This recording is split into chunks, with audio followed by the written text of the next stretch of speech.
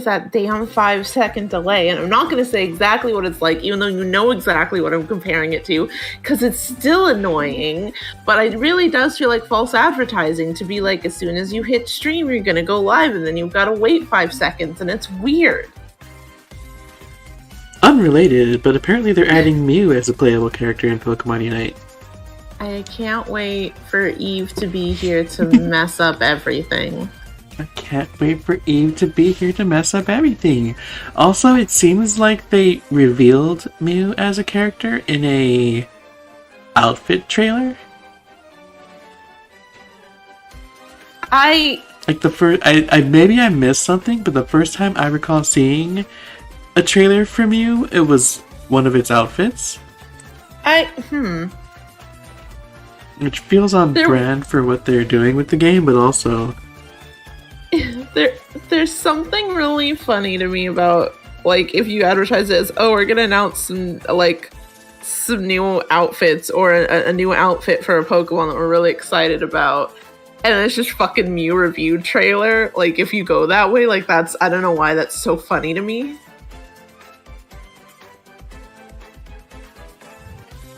Oh. It feels especially odd because, like, you'd think they'd want, like, the hype for revealing Mew and then the hype for the outfit separate, so it, like, keeps it from dipping down. Yeah, that you would use it to keep it going. Especially since, like, an outfit reveal would be something where it's like you're showing a little more to keep the hype up, but you don't need to commit to anything or showcase stuff like the gameplay or anything. Especially since like the real fancy outfits have changes to the animations. Mm-hmm. So like, again, maybe perchance I missed the actual Mew review trailer because I'm not exactly like eyes glued on Pokemon Unite news. Mm-hmm. But like I'm like, I can't quite tell what its moveset is because it's all hidden under the funky ye old music theming it's putting on. Yeah. Anyways. That's an odd choice. Odd choice.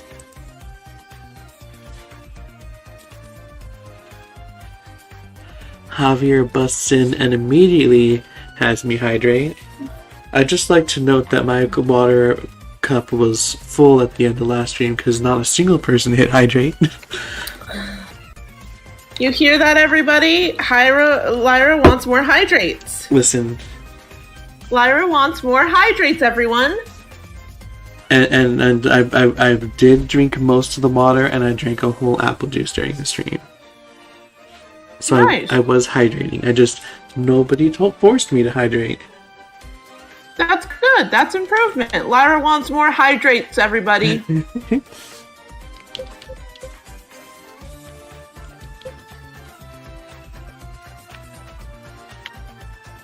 Oh man, I can't believe we already need to stretch. Oh no, Tails, how could you? Don't you know stretching is my one weakness? I'm beginning to think that you have a lot of one weaknesses. You have no proof. What I'm hearing is I gotta make a compilation of every time you're like, my one weakness. Oh no. Here. My one weakness, evidence. But Lyra, I thought your one weakness was stretching, or accountability, or remembering stuff, or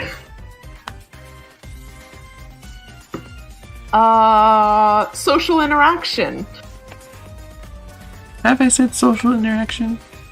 I'm going for something about like something social anxiety. You know, fair enough. Because I'm like 50-50 on whether or not I would have said that, because on the one hand, social anxiety, but on the other hand, extrovert. Yeah. Also, thank you, Streaming Elements. It's so good of you to let everyone know. So,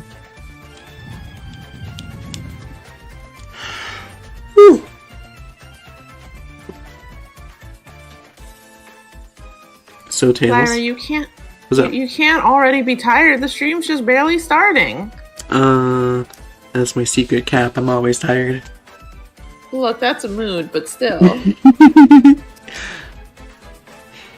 So Tails. I hear the Poke-Annie had a clip show yesterday. What's up?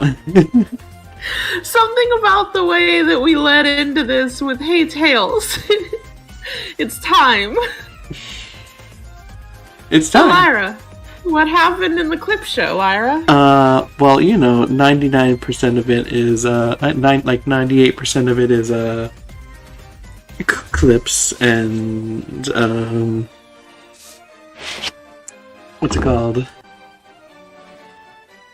Recapping.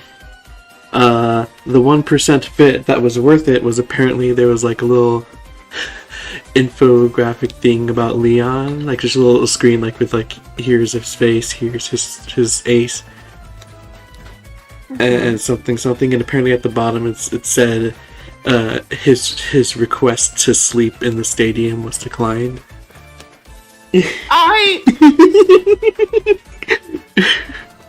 Is this so he doesn't get lost on the way there? I'm guessing that's why he sleeps in the stadium. See, now, the funny thing is to me, like, Leon's not just the champion, he's super famous and everything, right? Uh-huh. If he wanted to be a diva and just sleep there anyway, he totally could. But something about Leon strikes me as enough of a goody two-shoes that he'd be like, well, they said I can't, so, and, like, sleep nearby or something. Remember that, I think there was an episode, I don't remember which one it was. I remember I think it was.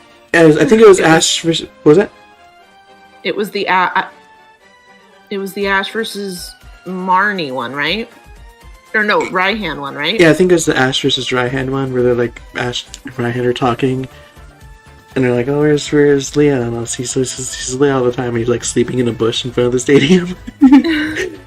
I need to make this a point, though. It's not just that he's sleeping in a bush right outside of the stadium. It's the fact that he did it in, like, full champion's clothes, including, like, the cape, which he just laid on. Like, he didn't even use it as a blanket or a pillow. The man got there fully dressed and was like, ah, yes, and just, like spread out his arms and fell into this bush and proceeded to go to sleep. Like, sir, there has to be benches nearby at least. Come on now. At least use the cape as a blanket. At least use the cape as a blanket. I will even accept folded it up and used it as a pillow. But just... Anyway, something, he's such a goody two-shoes. He said, I guess they said I can't sleep inside of it, and just went to sleep right outside of it. Leon is a very good, very stupid man. So anyways, but that's not the part I wanted to talk about. Okay.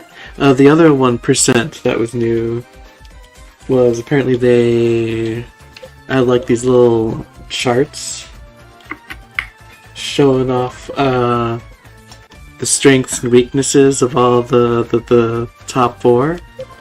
Uh-huh. And I refuse to believe that any sort of thought was put into it at all. Ah. Is it all hype mongering? It's all hype mongering. Cynthia and Leon are just like almost maxed out. I think Cynthia is like has 2 clicks missing in the unpredictability stat or whatever it is. Mm-hmm. And then I forget what the bottom right one is. That's the other one she's missing. I sent the picture somewhere. This is showcase, not there it is. Speed. She has 2 missing from quote unquote surprise and 1 missing from speed. I'm gonna assume that whatever surprise it's supposed to be mean it's supposed to be the equivalent of thinking on your feet. Okay. Please at least tell me Ash has thinking on your feet maxed out, right? Yeah, that's the only thing he has over people. Oh, that's stupid. For that to be the only thing. Oh, and speed. Okay. Nah, I can give it that. It's still, overall, it still sounds like hype mongering for the others to be all completely maxed out. Mm-hmm. However, yeah, it's interesting because everyone except for Cynthia has 3 maxed out. Cynthia has 4 because she has one that's 2 clicks down instead of just 1. Oh wait, no. Diantha only has 2 maxed out. But the ones that Ash doesn't have maxed out are like grotesquely low. Oh. Yeah, like on all 3 of the other top 4 participants, the lowest anybody's gets is Cynthia's thinking on her feet is like 2 down. Everyone else is like either filled all the way up or is only 1 click down. Oh, but Ash is the ones he's not maxed out in are like super low. Yeah, Ash's defense is 2 down. His strategy and experience are like they only have 2 clicks. Like everyone else is like 8. Their stats are like 80% or higher, and Ash's defense is 60%, and his experience and strategy are 40%. That. See, here's the thing that bothers me about that.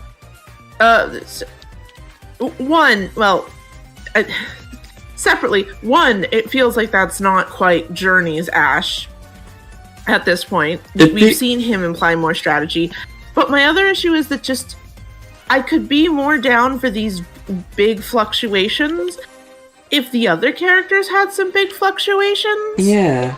Like, it's sounding like from the way it is that, like, all of them are marked the same as experience. Mm-hmm. But, like, isn't Cynthia and Diantha older than Leon by a significant enough margin for it to be like Leon's experience shouldn't be as high? Yeah, it's funny. So you know Diantha's probably the oldest, right? Yeah, that was a whole thing. Yeah, it was a whole thing that she's at the age where like she has other people are worried that she is gonna start like not looking stereotypically beautiful because her age is gonna start catching her. Yeah. Which doesn't feel like an issue Cynthia is having, and then Leon's like 20. Yeah. Diantha and Leon have this matching experience, and Cynthia has the most. What? What?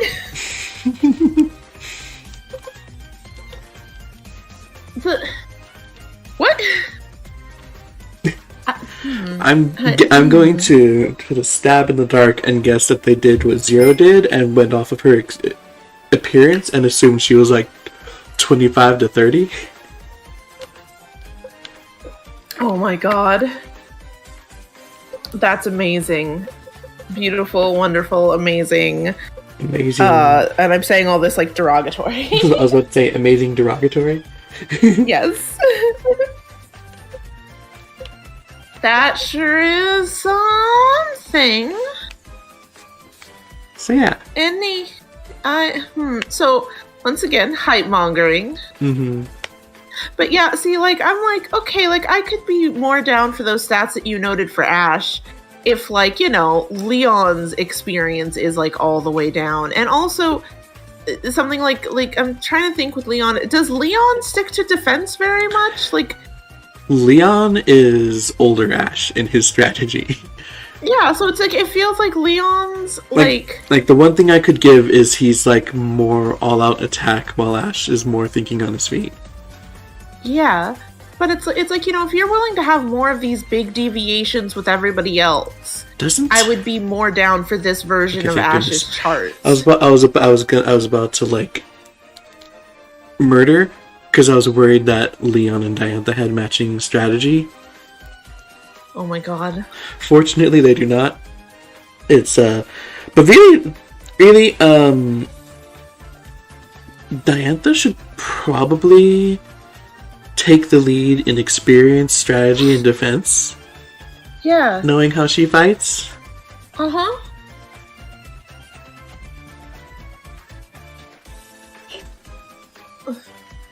Yeah, that's the frustrating thing, is not only does this feel like a disservice to Ash, it also is like a disservice to these actual characters to just hype them up and make it feel insanely less interesting. Mm-hmm. Like, go ahead. Well, it's just like, if you like think of these characters and you're trying to like really come up with these charts to represent them and show them to the audience, it feels like much more of a hype if you actually see a accurate representation of what their strengths are and what their weaknesses are, because then you get that fun of like, oh, I wonder if like, Ash could do this, or I wonder if Cynthia will counter Ash's strategy with this and she uses more of like this sort of battling. But it's just like Cynthia is very good and they're trying to get it that Ash isn't at the same level, and that's it, and how boring. And quite frankly, unbelievable. Yeah, because we're at top of Masters 8. We're at the top. Not only are we at the top of Masters 8, the trailer for Ash versus Cynthia, with what is said in it, it's very unlikely that Ash is going to lose. Mm-hmm. Do you mind hearing what is said? Sure. Cynthia said she's considering retiring from battle after this battle. Okay. So either she's going to so she's either going to stop battling because somebody finally passed her, or because or she's going to be like, I've been bored by how easy it's been, and Ash is going to reinvigorate her love for battle by beating her and proving she can go further up. So like the chances that Ash is going to lose here are almost non-existent because of that line. I've said. Go ahead. Just quick aside, I'm with this whole thing of I might retire. I'm suddenly remembering your theory at the beginning of all this, that maybe it's like, oh, Atlin, like Leon and Alan and Iris and Ash all put up really good fights, and it's gonna feel like the next generation of trainers coming into their own. So like, this would have been better. So like this kind of thought process would have been much more logical in like the way I thought the tournament should have gone, where like Ash fought Cynthia in the first round and then Alan in the second round. That's immediately what jumped to me. Was like, oh, this would have gone great with remember those better days when we didn't know the brackets? Yeah, like she could have said this and they would have immediately like people are like, oh, Ash can't fight number 2 in the first round. That would make no sense. But this kind of like line from her would like immediately like justify it.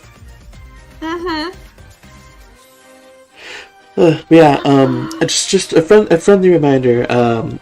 If you look at how many clicks everyone has on their charts, Leon and Cynthia are 3 notches away from having their charts completely maxed out. Diantha is 4, and Ash is 8. And friendly reminder, but these charts are trying to say that Leon and Cynthia are roughly equal. Yeah, but Ash is gonna win. And Diantha is not only gonna lose, but the episode where she loses is named Overwhelming Victory.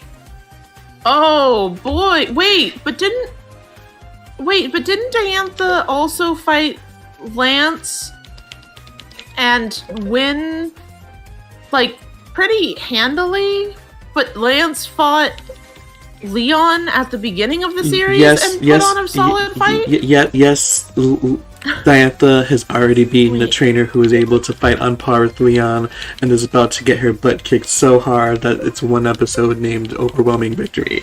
Yes, it already was so bad just from that logic without even seeing the episode that it was pretty much already a plot hole before we even added on these charts.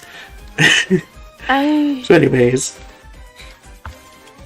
Also, we're about 20 minutes in. I don't know if you want to switch. Oh no. My grinding. You're grinding. I guess we'll just watch the grinding now and continue to talk about it. But, yeah, okay. So anyway, something, I remember a tip in writing in general where the second you start to put numbers on things, numbers are like chart representations and stuff, people's analytical brain is always immediately gonna be turned on and compare stuff.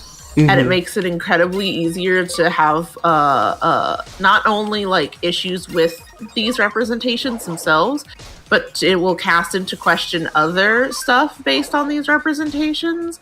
And that's why you should just probably not do them unless it's absolutely necessary, mm-hmm. which these charts weren't. So bad plan, mm-hmm. Pokey terrible plan. Something they were like, oh, it's going to be very hard for us to screw up Ash versus Cynthia and Ash versus Leon. We have to find as many ways to screw them up before they even air as possible. It's true, and you should say it. Yeah, the first thing I thought of was Toriyama, when writing Dragon Ball, said he decided to drop power levels. It's a popular misconception that they were dropped because they didn't matter. It was quite the contrary. They were dropped because Toriyama felt it made it too easy to tell who was going to win a battle. And I find that's fair. Yeah, and I find that funny because when comparing it to this, is because power levels are like an aspect of the fights. Mm-hmm. They didn't factor in endurance, they didn't factor in emotions, they didn't factor in strategy. Mm-hmm. So like there could be ways for characters with lower power levels to beat characters with higher levels, but they just made that whole dang chart. There's the strategies right there, the experiences right there. Mm-hmm. Mm-hmm. Their ability to think on their feet, like they gave us absolutely everything. Yeah. There's no wiggle room for considering how Ash may win despite being the underdog. So it's just gonna come off as a plot hole. Yeah. When he wins. Do you think they're doing this for hyping up Ash winning? Like they're trying real hard to make him underdog here? I guess that's the only thing I can think of. But they're doing a terrible job of it. I wish that it could just... I know that this is never going to happen, but it's a shame they don't have these charts and then just like, you know, Ash wins and someone's like, so who the fuck made those charts anyway, by the way?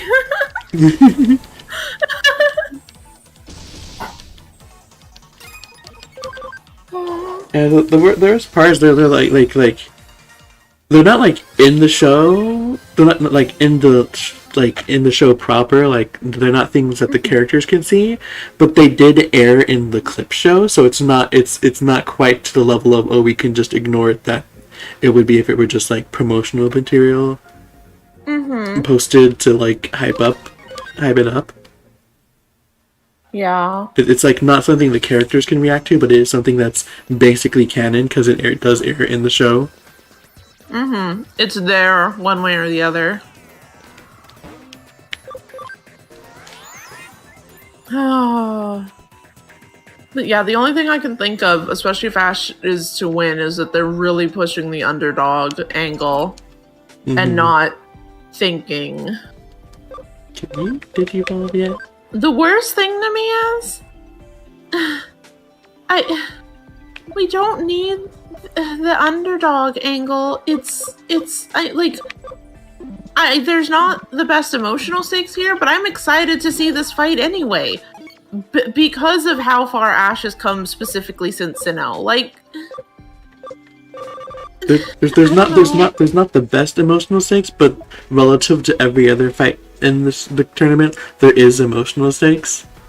Yeah, Ash has met Ash has met Cynthia. Ash, like if you watched Sinnoh, like at the end, Cynthia's like, one day you'll reach me and we'll fight, and this is like, we finally reached that point.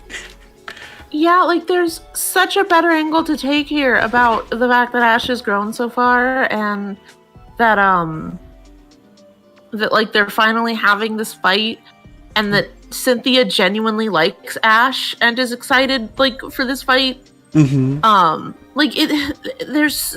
such a better angle just right already there to lean into. The idea that you need to push this, can Ash, the underdog, beat this? You just don't need it there. I feel like that might be why the Cynthia versus Iris episode is a little mixed. Because there are emotional stakes there. Because Iris met Cynthia and has actually fought Cynthia before and got curb stomped really badly. It's like everyone that remembers that, like, oh, look how far she's come, but the show doesn't lean on that at all. So it's like there could be emotional there are emotional stakes for people who have been watching, but there's no emotional stakes for anybody who say maybe only has watched Journeys. Yeah. Lyra, I just realized something. Yes. Ash fought Iris. Yes. And I'm trying to remember, but that was a pretty even fight earlier in Journeys, right? That was a very even fight. Okay, so now Cynthia curb stomped Iris. Not curb stomped, but beat Iris pretty solidly. Pretty solidly. It's hard to tell how badly because it was 3 versus 3. Right, but pretty solidly won. No, but if you translate the percentage of Pokemon beat, it'd be basically like Iris only beat 2 Cynthia's Pokemon to Cynthia beating 6 of Iris's. Yeah. So, and Ash is gonna beat Cynthia. Correct. Most likely. So. And it still would have been just like the best angle would have just been to like have Iris beat Lance, and then despite the fact that she's lost to Ash before, that then gives her the status of, oh, she beat the person who fought on par with Leon at the start. And then she would be an effective telling of how, like a good way to show how strong Leon was. But instead, it's now just a weird plot hole that Ash has apparently just grown this much more than Iris in this short time, which is such an amazingly extra bizarre thing, since you're bringing in Iris, because we didn't see Iris since Best Wishes, right? Right. They didn't do the bringing back the previous female lead thing. So like you had this huge time jump in which I could actually believe that Ash grew much more than Iris just because we don't see it. But you brought him back, put her on par, only for it to completely fuck up the way the tournament is. Larry, you can't see me, but I'm like holding my face. I'm like staring deeply at my desk, like trying to comprehend the choices here. and if you were gonna do something like this, then it should have been he fought Iris near the beginning of the tournament, and then at least you could argue that this is how far he's come across the entirety of Journeys. Especially something it would have been nice to acknowledge that Ash was a champion at some point. Which it feels like they want to sidesweep anytime he's not in Alola. Yeah. Like they had that one episode where they went back to Alola and they acknowledged it there. They didn't the 2 times. There's 2 times you went to Alola and they acknowledged it, but like even in this tournament they're like, here's the Kanto and Johto champion Lance, and the Galar champion, and the Sinnoh champion, and here's Ash Ketchum from Pallet Town. Yeah. And it feels really dumb because the last time he went back to Alola, they specifically hype up Go In and represent Alola in this. Mm-hmm. And now he's like... I forget what I'm doing. Yeah, it's a tournament of champions, and why they don't lean into that, it's bizarre. Again, my only thought is that they're really trying to push this underdog narrative. Well, that worked, I guess. Mm-hmm. That worked far better than I expected it to. So, how's it going? Far better than I expected it to. So anyways, I only need to level Wargrawmon up and I can evolve them into Gallantmon. Whoa. I forgot, did you say why we were doing all this extra, you were doing all this extra grinding? Because, I don't have many viruses.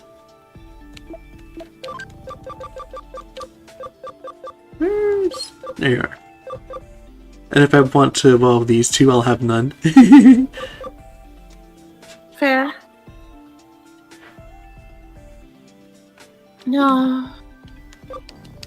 I can't remember. Wasn't it specifically you were trying to do viruses, a virus healer? Yes, and I'm suffering because I don't remember where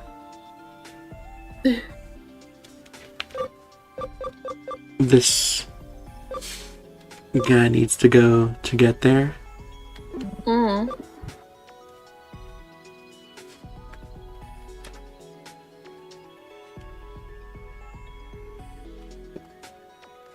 Let me look it up real quick.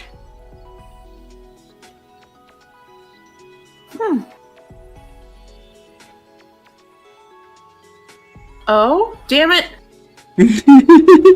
So, Tails. Anyway, it's not important. It's not important.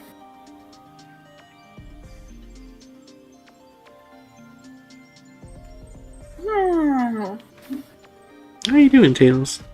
I'm doing great. I'm excited for more Digimon with my good friend Lyra. Oh, that's what it is. How do we get down to you?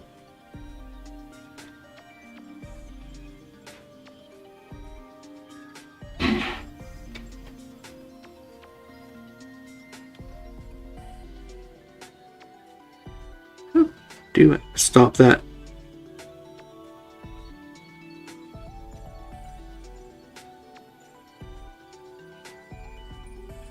Look, Lyra, I know I should stop drinking coffee, but you can't just say stop that and expect it to work.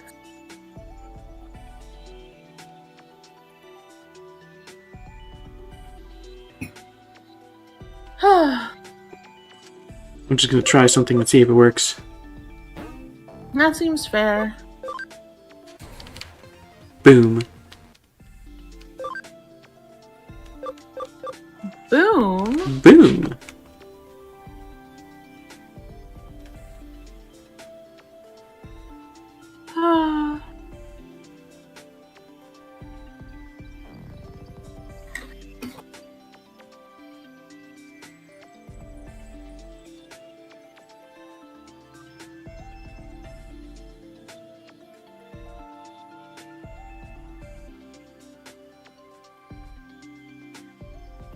I really miss the old site because you could see like evolution trees and it was so nice.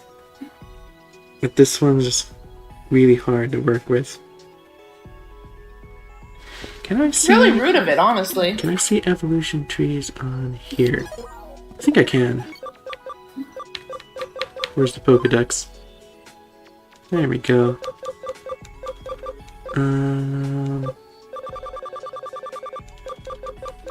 Where's Ho-Oh? You think I'm joking, but it's literally Ho-Oh. At the top of the tower, I think, right? You may think I'm joking, but it's literally Ho-Oh-mon. Oh no, I knew exactly which Mon you were talking about. I knew instantly. I saw it on the chart earlier, and I was like, right, the Ho-Ho, but Digimon. But I wanted to sass.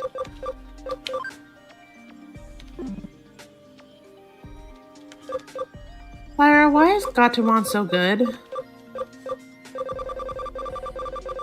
Like, just look at that design. It's so good. A bean. How do you continue designing anything after you design Gatomon? Because it's just like you've hit peak right there.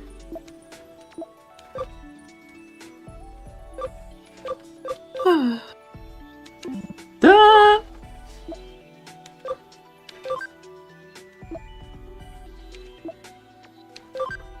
Digitamon. Digitamon? Digitamamon. I remember its weird voice. I remember a lot of their weird voices. Elecmon! My child! My child! Lyra! Your child? I like Elecmon a lot. If you couldn't tell. Wait. I don't even remember a ton about Elecmon, except took care of the eggs, which is part of why I liked it very much. And then also it was like, I remember being so upset for it in Adventure 2, because there's the point where Ken is like picking on one to like fight or something and it doesn't want to. And I, as a kid, was so upset because it was like, "Mom's my baby! How dare you!" How dare you? My baby, my child.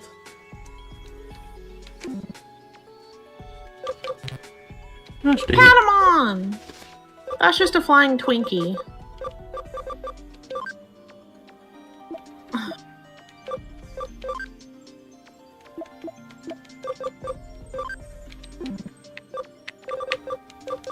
All right, Cherrymon. If I remember, it sounded kind of like a weird mafia boss stereotype.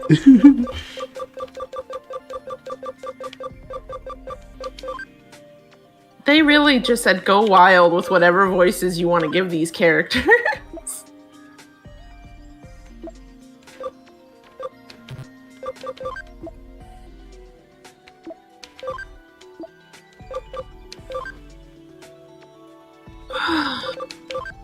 Will that work? Oh, I don't like how Mushroommon's mushroom moves. I don't trust like that. That could work. Oh, wait. Oh. Wait.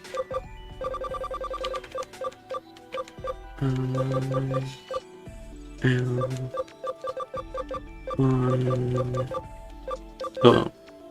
I think I can go back to you, then to you, then to you, then to you, then up to you. Okay, I got it. How we doing? Ooh. Digimon evolution is complicated. Me, on one hand, I really do love like the freedom it gives you with Digivolving around. On the other hand, trying to get to any one specific result from when you're already starting up sounds awful. Yeah. How are you feeling, Lyra? Well, we just spent like 20 minutes trying to find where to go, so... Oh, I miss Elecmon. I like Elecmon. I wish Elecmon had its own evolution tree. It deserves it. Its design is really nice. Do you think I can fit everyone on the team yet?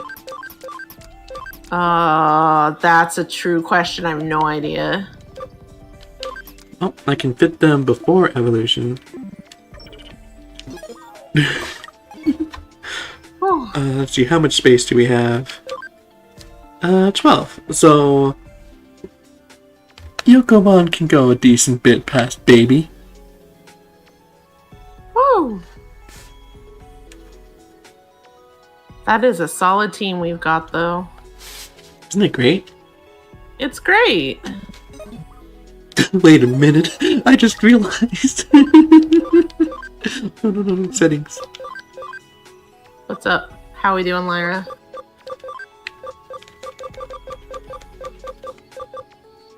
My ultimate power,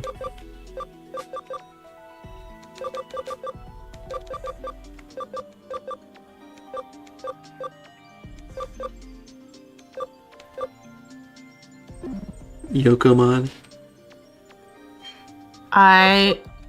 Beautiful. I think this is the first time I've like gotten mega level abilities and then gone all the way back to like in training. That's amazing. It's a baby with the power to end you.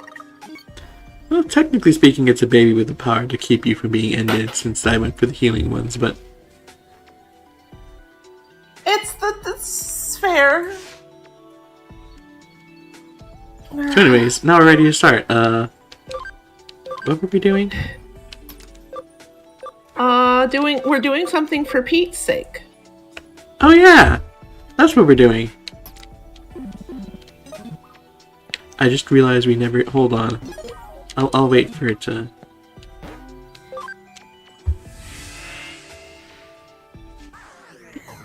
Anyways, that means I shouldn't have to do any more grinding in between streams. Although I really should have done that bit I did just now off screen. You. Something. I haven't seen Pete in a while. I doubt he's that not about it, but something's been troubling. Go find him.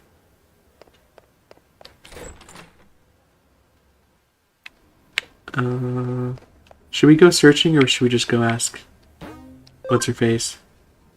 Let's just go ask what's her face.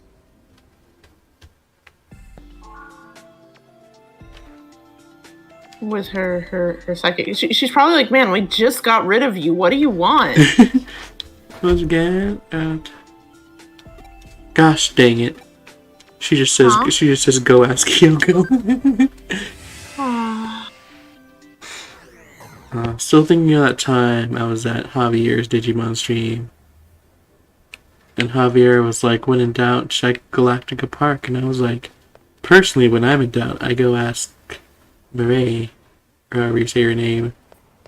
Does she often just tell me to go to Galactica Park? Yes, however, something gay. That's, that's fair. Or at least that's on brand.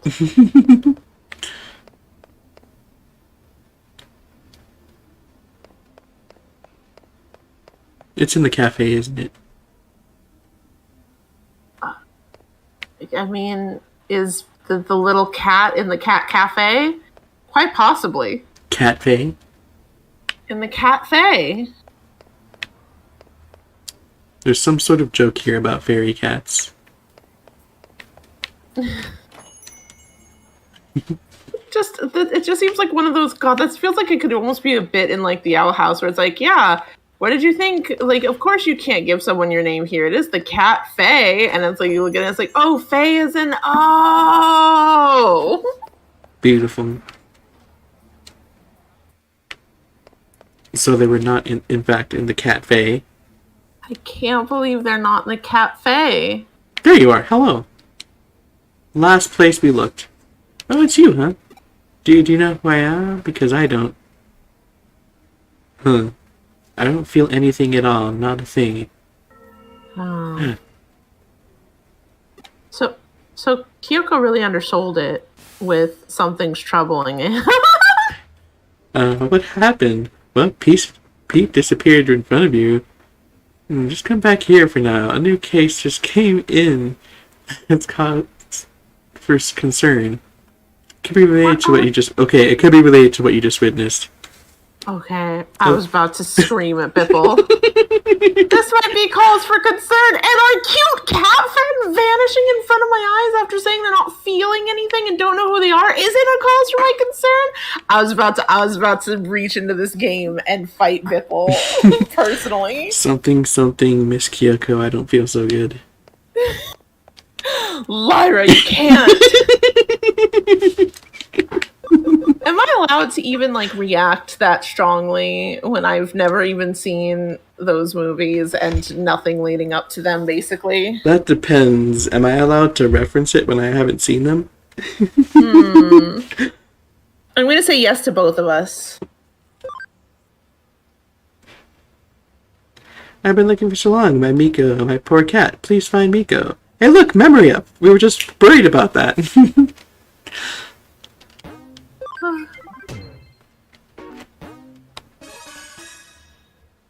I'm very interested in ghost cat building. This case comes from Old Man Mizuma. Go ahead, what are you saying? I was going to say, like, divorced from anything going on. You say ghost cat, like, building, and I'm just like, all right, let's go. But I didn't tell you any details. Don't care. Got a lunch pack. Let's go. You might remember him as the one behind those 4 urban legends you recently investigated. The occult club members. It well and truly is a small world up there, even when it feels bigger than ever in some ways. Anyway, he's tasked us with tracking down his cat. Frankly, during times like this, there's something to be said for a down-to-earth gig like this one. Mizushima said he'd be waiting for you at K Cafe, although he didn't actually state when. Wouldn't hurt to go on ahead, check things out at the cafe, so go do that. Kyoko, it's nice to have a down-to-earth mission. The mission name and Ghost Cat Building. Yeah, just sure. I'm also gonna, like, call her out on what she considers normal, because she said it may be related to Pete disappearing. Yeah.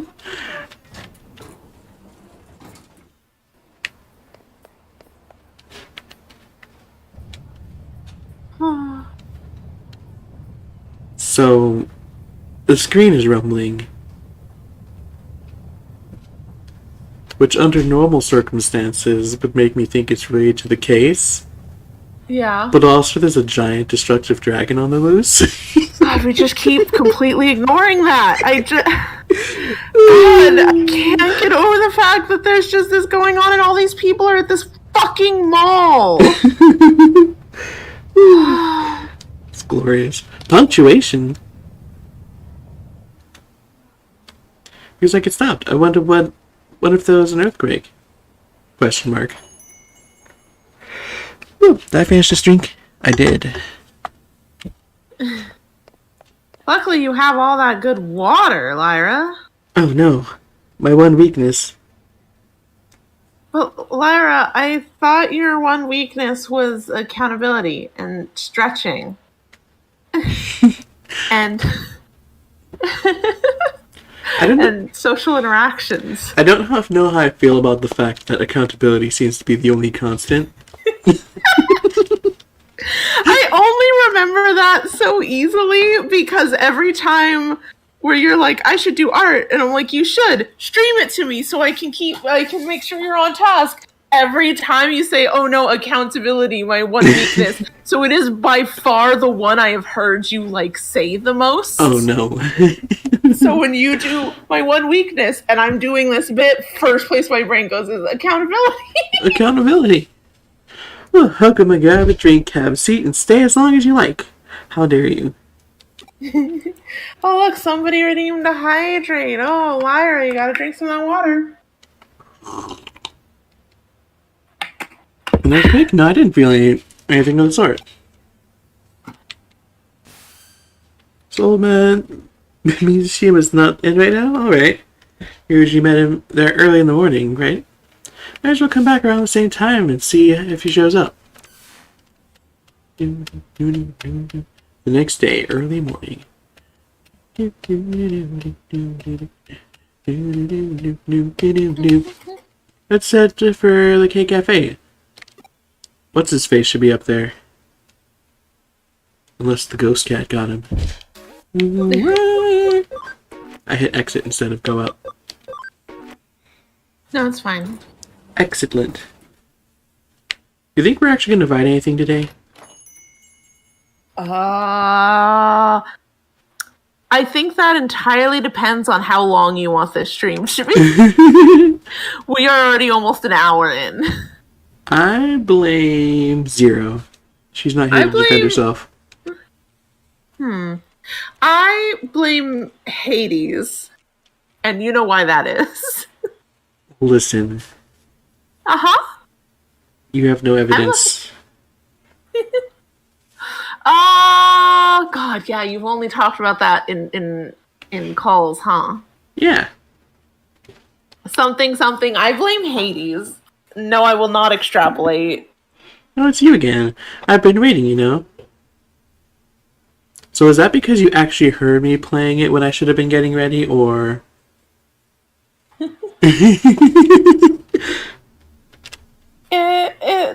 That, and also you just openly admitted to losing at least one day on it, so... Hey, I only lost, like, an hour. That's honestly more of why we started an hour late, and it wasn't even the whole reason. I honestly just, like, didn't even get around to eating lunch until, like, 12:45. I was more going with, you mentioned that there was the one day where you're like I spent a good chunk of the day playing Hades. Oh yeah. And you could have been doing that grinding. My counterpoint is they don't know that. You have no evidence. I've never admitted to that live on stream. Didn't you kind of just do when you said, "Oh yeah," a minute ago? You stopped by yesterday afternoon but couldn't find me. You must I thought. You must just had bad timing, kid. I've been waiting here forever for you. Let's just let Bagons be Bagons and start searching now. My Mickey, you see, he's inside the wall here. Oh, there it is, the earthquake again. Are you at K Cafe right now? Picking up readings of its really strong digital wave vibrations from the 4th floor. It's a real huge current coursing through there. My mind's on that old time capsule being the cause of them. What's that, an earthquake? No, I can confirm there's definitely not. There's no movement here on the 1st floor. You're just seeing the intense digital wave. Cat. It's... Oh. I don't want to know. It's better not knowing. Things are just fine just as they are now.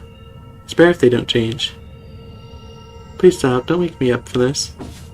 It's Miko! No, I'm Pete.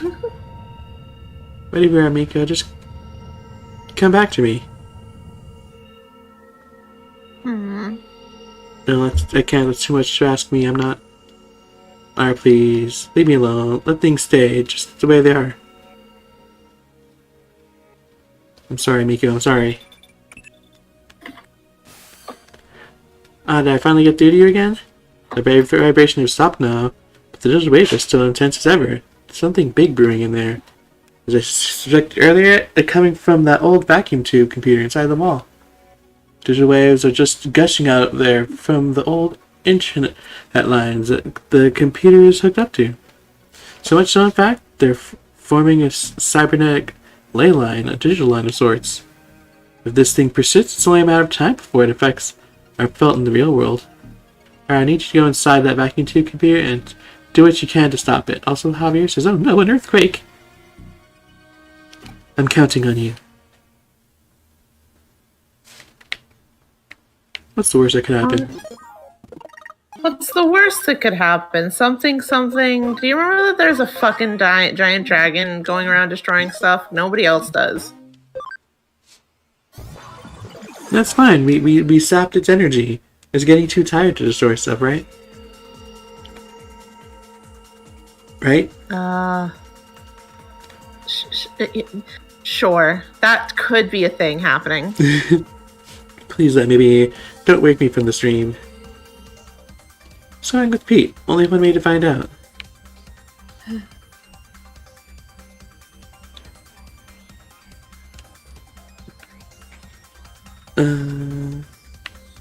It's gotta be loot, right? Oh no, the other direction was loot. Oh no. Tails, why didn't you warn me? Because. HP spray A. So I've done some harder fights in my personal playthrough, and I've realized that the benefit of capsule items over spray items is capsule items don't work on... Capsule items do work on Pokemon, like, in the back. Mm-hmm. So you can, like, they can swap out a fainted Digimon and give it a good smack. Not a good smack, oh no! Oh no, evidence! My one weakness.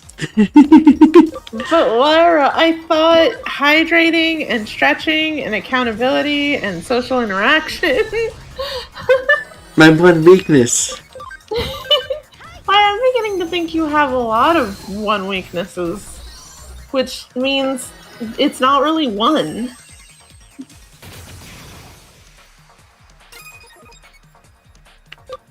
That's my secret cap. My one weakness is that I'm weak. You're actually no. I think your other one weakness, Javier redeem stretch, might be a little more in play right now. Oh look, Yokomon is level 13. I forgot that Yokomon's been through so much that they can actually go to level 99.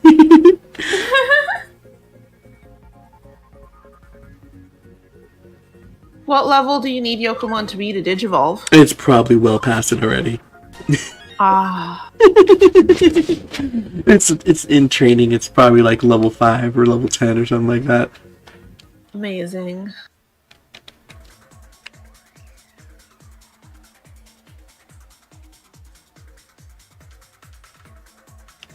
It is fun to try to fill out the Digidex. Because you kind of only like need like a few, and you can just like slide them up and down to hit a bunch. Yeah. Oh. Oh. So I was looking at me, thinking it was you, and because I'm so small, I was like, "Why are you so far behind us, Tails?" I'm not far behind. You're just tiny. Small. Cats. Oh no. You can't bully them. It's not allowed. I have to run, otherwise my friendship with Tails might be over. Yeah. Look at those. Look at those children. Look at those children. I love them. Look at those children. I love them so much. Tails, left or right? Left. You did it. Yay! You went the wrong way. Perfect. Perfect, because then I'll let me get this loot. Yeah, exactly.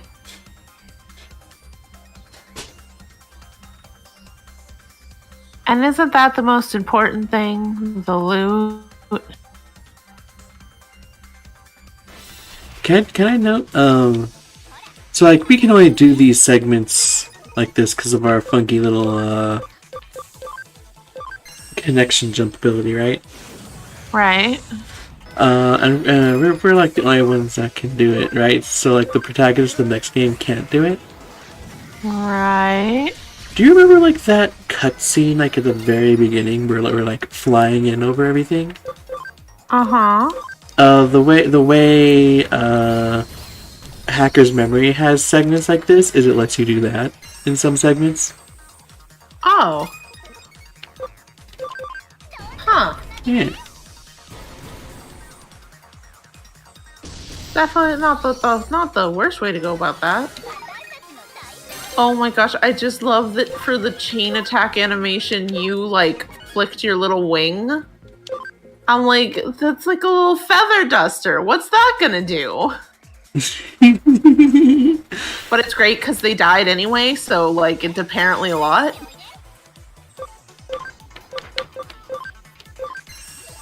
Whee! Well, see, I know how hard I hit, and it hits about as hard as a feather duster, and it was totally the person that either I was helping or that was helping me. That's fair, but it's still just like you hit them. Like I like to believe that they did all the damage, and then you like feather dusted their nose, and that was like the final 5 HP that needed to knock them out. Behold the level 19 Yokomon. They grow in power. They can grow all the way up to level 99. Left or right, Tails? Right.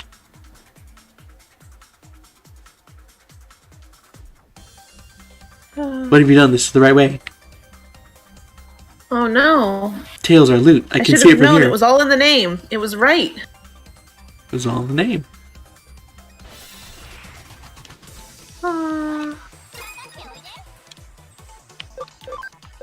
So, so Lyra, when do you choose a shorter game? Next time. Next time.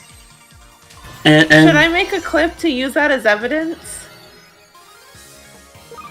But we're doing Ocarina of Time. Randomized.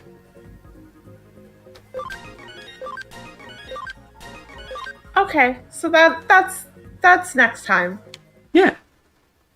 It's at the barest minimum shorter than this.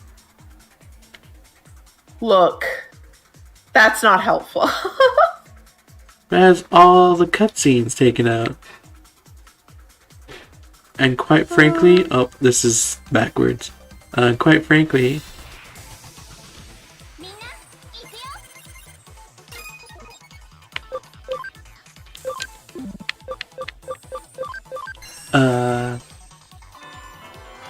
how long it takes depends a lot on how nice y'all are. Oh, right! We have the power. Oh, so Lyra. It takes too long. It's all your fault. I'm so excited. Hey, look, I'm not happy. I only have 88.6k points to use against you.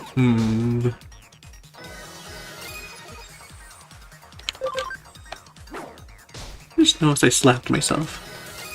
There was a lot in that hole. Like, you went down, you got panicked, you attacked, you hit yourself, you healed a little. There's just a lot in that short amount of time. Shout out to Javier, like, Yokomon for Final Team 2022. I wonder what the lowest ranked Digimon you could beat the game with is.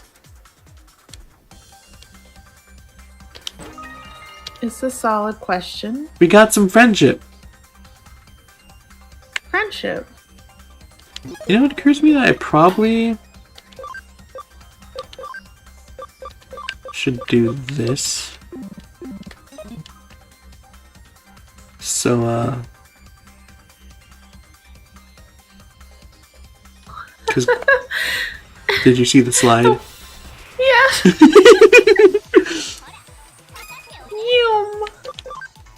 You know what? There we go.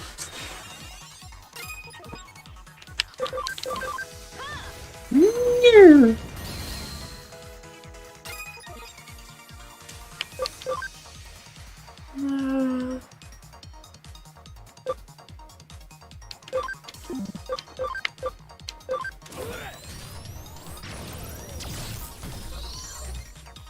Gosh, I feel like I was definitely going to say something, and it's now out of my brain, which feels illegal. Huh. Javier notes, so our Groundmon uses their Bipple cannon. Yes, yes they do. So anyways, time for some Mega Death. That feels like a threat against me. That's just the name of this move, Megadeth. Cause like it did much less than you'd expect from a move called Megadeth. Like, I know Pkmn's only level 19, but still.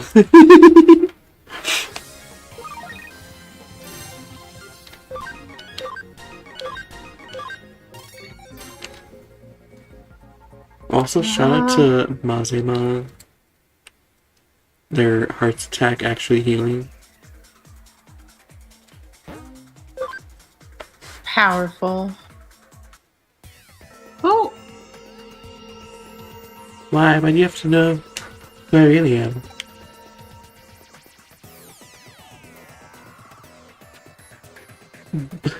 I like how we make this talking gesture like we're responding though. Then our character actually says aloud, no response.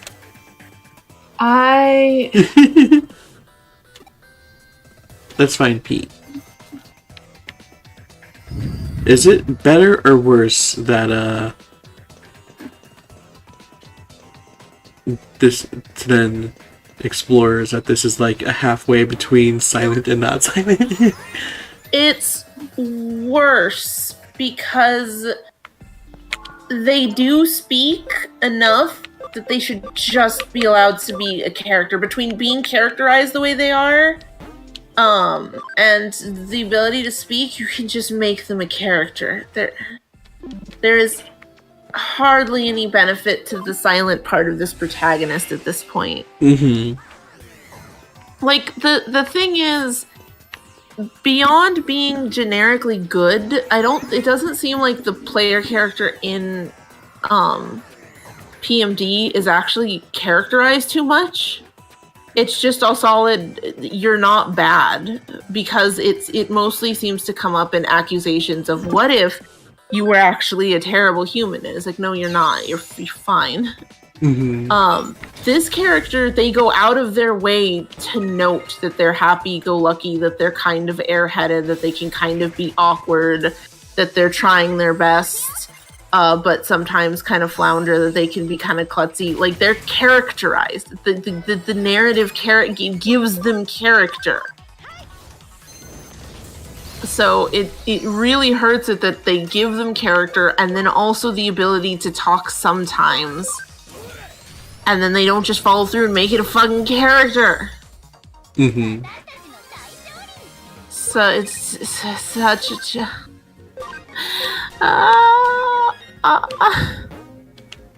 And it's just also still so incredibly bizarre to me because Nokia's right there doing main character things. It's just so bizarre. It's so weird. It's so weird. Nanaka Broadway Construction Part 1. Construction plans for Nanaka Broadway, hereby abbreviated as NB, were announced in 1959, ultimately taking 7 years to complete. The reason for the lengthy duration was due to a major issue that routinely manifested throughout the process. During land-leveling, underground water leaked, resulting in immediate halt to all work within the area. A large lake formed and the site was left alone for a long time. Seriously large fish appeared en masse, attracting fishermen. Records also indicate people bathed there in large numbers and a child at one point drowned in the lake. One of these things is not like the other. Today something terrible happened. A strange Digimon appeared in the middle of my bed. It was so cold in there. Even when I tried to call out for help, nobody came for me. These two detectives eventually showed up. Kyoko and Lyra. Lyra asked me who I was, but I said I didn't know. So Kyoko gave me a name. She decided to call me Pete because I'm some sort of time capsule. Yep, Pete, that's my name. Made me so happy to have one. Names really are special things to have. We got the keyword Pete.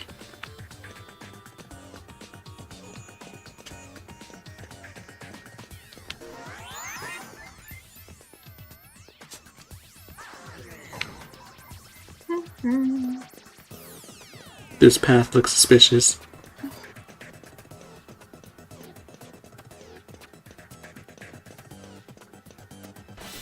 It was less suspicious than previous thought. Oh no, that's a dog! Tails, you just got bitten by a dog. What are you gonna do?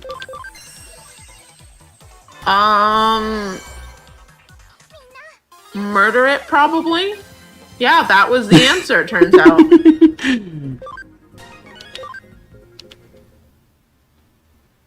How many levels did Mushroom Mod get? 13. Also, Yokomon could evolve at level 8, so... Ooh, treasure, my favorite. Nanaka Broadway Construction Part 2. These have to just, like, give you them in chronological order. Rather than specific ones being in specific places.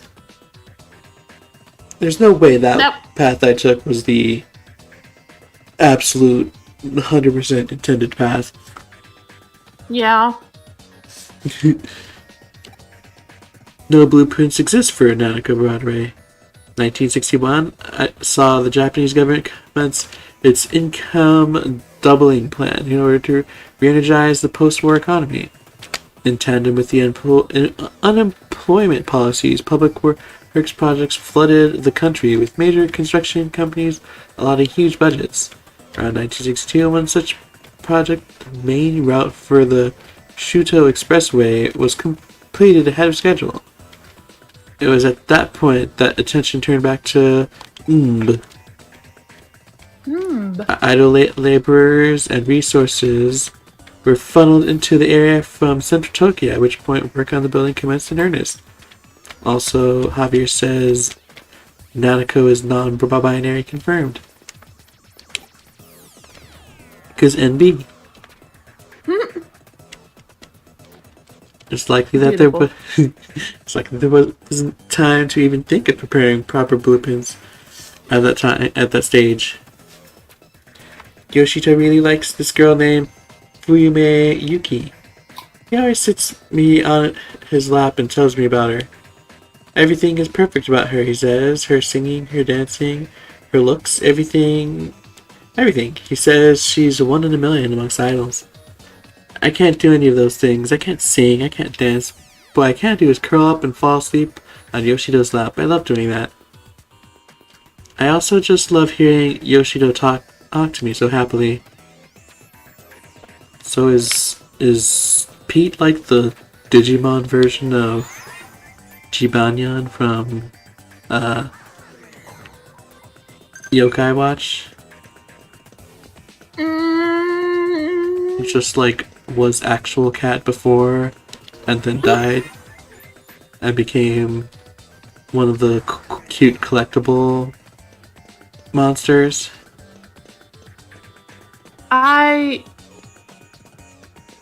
That's a good question. I don't want them to talk about cute cat dying and becoming digital monster, though.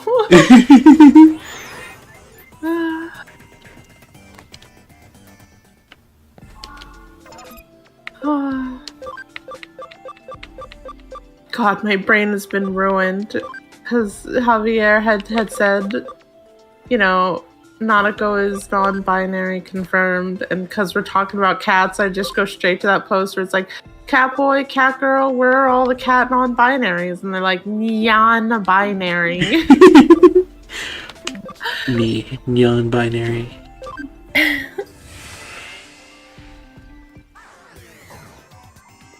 Don't call me out for how heavily feminine I identify as. Oh, it's okay, Lyra. I wasn't gonna call you out. Literally every single one of your actions ever does that. Listen. Uh-huh. We're gonna count this as calling me out.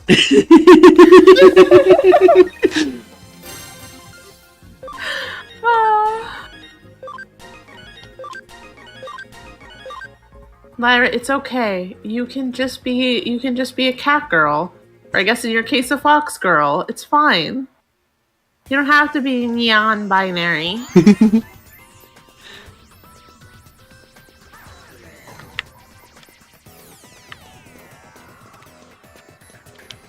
Look, we found a thing. Nanaka Broadway Construction Part 3. With no blueprints to draw upon, concrete was poured and rebar was extracted, tailored to the land around the site. When construction was concluded 4 years later, the final building had 3 underground floors, as well as 10 floors above ground. That's at least 9 less floors than we have nowadays. Huh. East Asia's greatest commercial building was therefore constructed on little more than sheer willpower. However, this came at a cost to some of the aspects of NB's integrity. The escalator, for instance, only connects to the first 3 floors. What? Yeah, that's the thing. The escalator goes from the first floor to the 3rd floor. And I don't think it goes back down either. But there's 10 floors. Even with Wabiko too, it technically doesn't even connect them. It just goes up. You can go from the first floor to the 3rd floor. It's not even that much help because the escalators are one screen away from the stairs. Yeah. This sure is a design. Most of the underground floors have also gone unused in the ensuing years. Such quirks are direct result of the circumstances surrounding the building's inception. Yoshio told me that he and his son had been to a World's Fair once. He said that the line to see the moon rocks was really long, so long that it made them tired. But he said his son still had a good time. People also called Yoshito Chef Mizushima. His full name is Yoshito Mizushima. Yoshito is a big, important man in the computer room, so he doesn't get out with his son much. He's glad they got to see the World's Fair. I wish I could have seen the World's Fair with Yoshito too, but he and I are always together in the computer room, so that's okay, I'm content.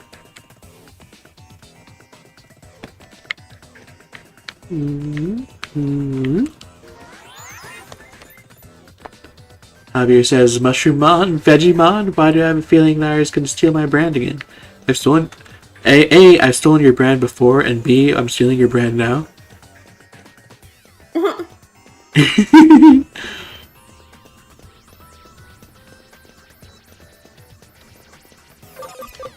Oops.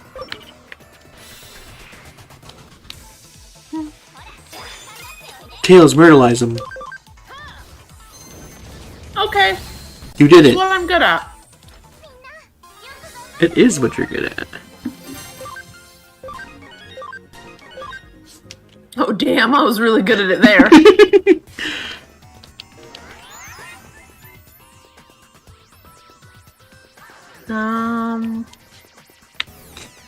Lyra, I don't like this where the story's going. Is it gonna make me sad? Is it gonna make you sad? Lyra, I can't handle sad. You can't do this to me. I blame Javier. Personally. Camaraderie Construction Part 4! In most cases, large commercial buildings are run by their owners who control everything from PR to tenants and internal bylaws. Black and White was an exception to that rule. From the very start, shop and residential spaces alike were sold piecemeal. That probably means something. People who brought their real estate inside the building were then free to utilize it however they pleased. Because this, soon after Nanaka Broadway opened, shop owners and residents started remodeling work on their respective stores and apartments. Even in those early days, the building's layout had already become too unwieldy for anyone to fully grasp at that stage. Yoshio always has me sitting on his lap, petting my head, all nice and gently. I love Yoshito. Yoshio always calls me Miko. Miko is a girl's name, but Yoshio gave it to me, so I love it.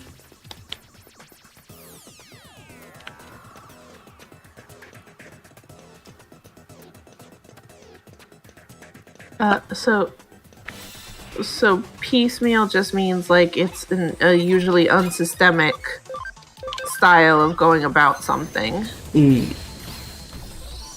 So it's like it's when instead of it being all owned by owners who are like renting out the spaces, they're selling these things completely. So it seems more almost like they built a mall and they sold it as condos instead of it being a mall system that people just rent out to one owner. Which is fucking bizarre. Like, I guess I've seen, maybe this is just a difference here. I've seen like stateside those older models of stuff or those older buildings where it's like there's a shop on the bottom floor and then up above the shop is residences. Yeah. But there's something about this idea of like you could just live in this mall basically. Especially since they're saying there doesn't seem to be anything in place of like where the residents are versus where the mall parts are. Where I'm like, that sounds insane. Isn't it exciting? Well, something, the story did describe it as unwieldy, and I'm inclined to agree. That's capitalism in a nutshell. What's this capitalism you speak of? Sounds gross. Sounds something gross. Back there.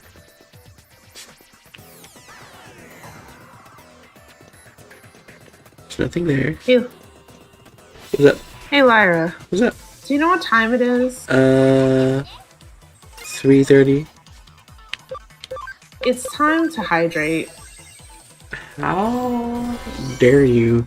At this rate, it's going to be time to go to the bathroom. No, it's fine. We're like an hour and a half into the stream. Don't worry about it. Exactly. Besides, didn't you something want more hydrates? I distinctly remember that being stated at the beginning of this. Oh no, the consequences of my actions. Your one weakness? Sure. Oh no, the consequences of my actions. My one weakness. That's my greatest weakness for sure. It's definitely the consequences of my own actions. Also, cats in general.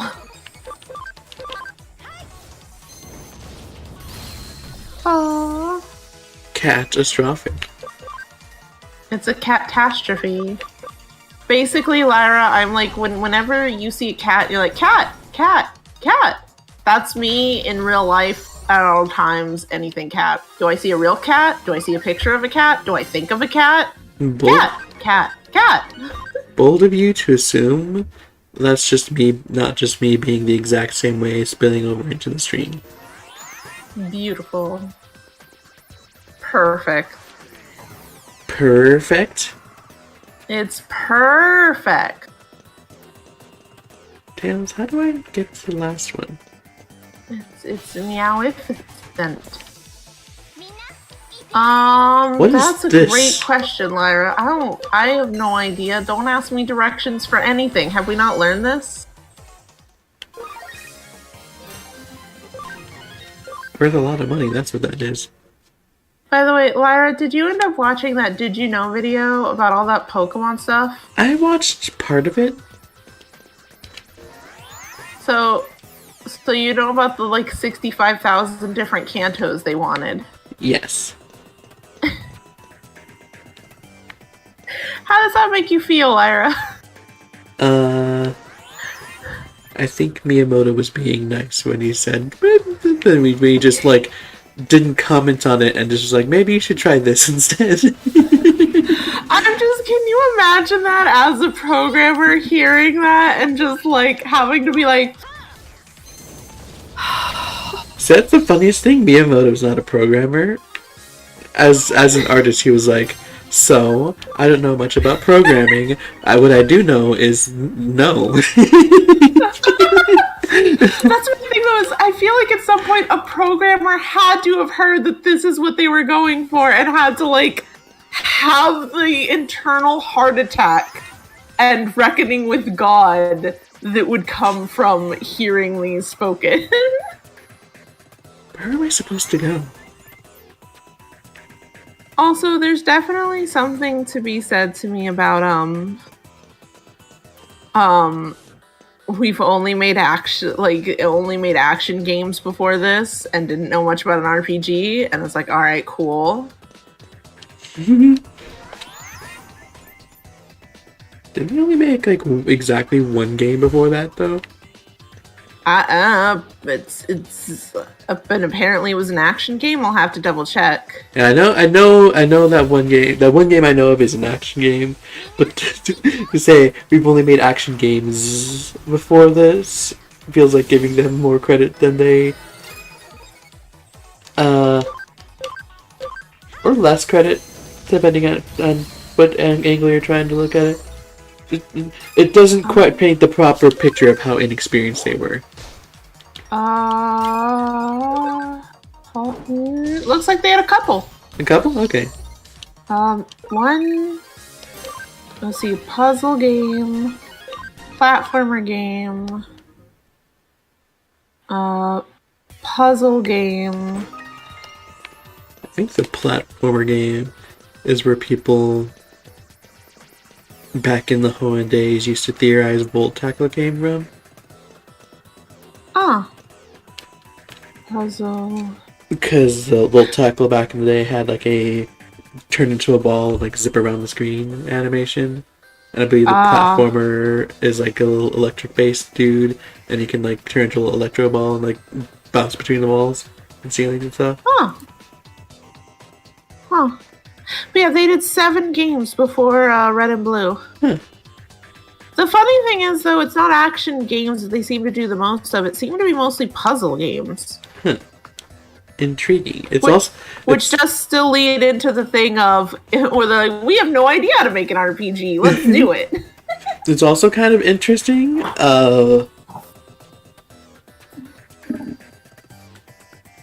That technically speaking, it took them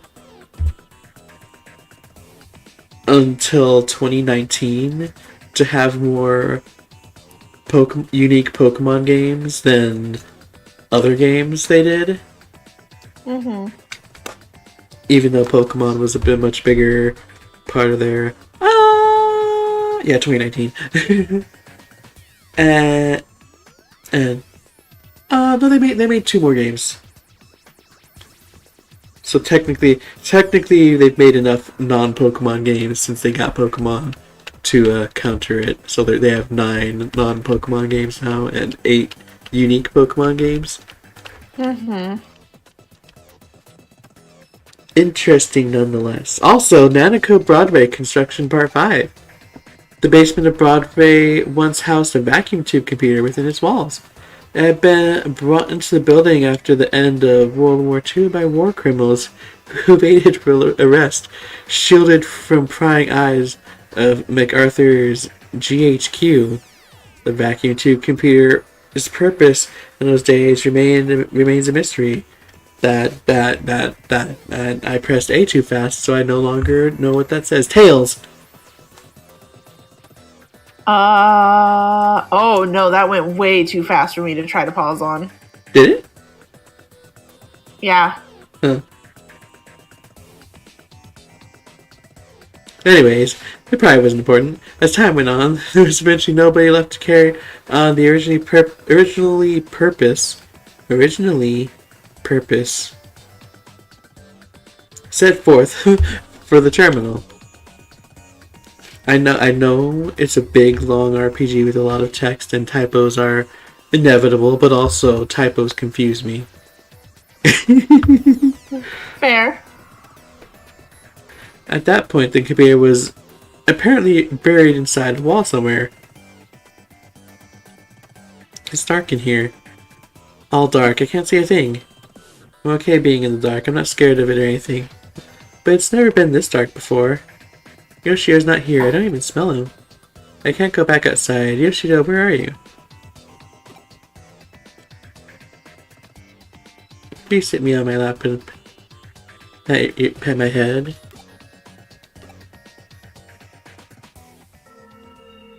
So.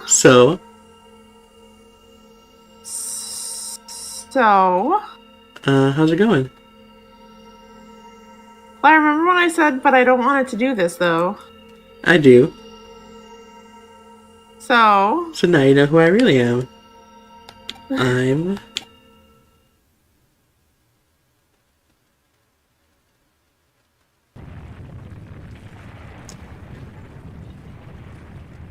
So it's begun. I have to say, this is a bit more than what I bargained for.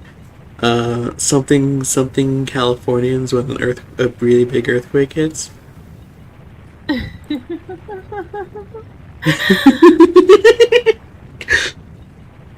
Look, you're right, and you should say it. This keeps up, the building's gonna collapse for sure.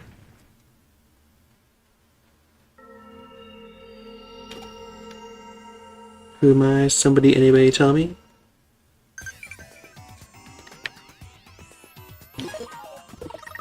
Ignore me.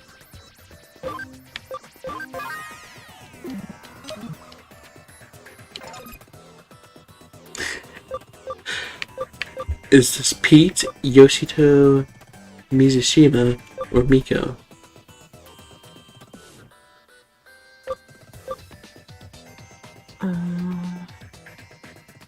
Miko?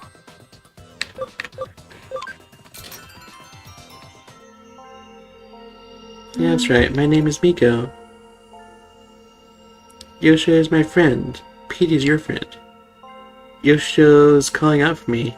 He's been looking for me this whole time. He found me. Yoshito.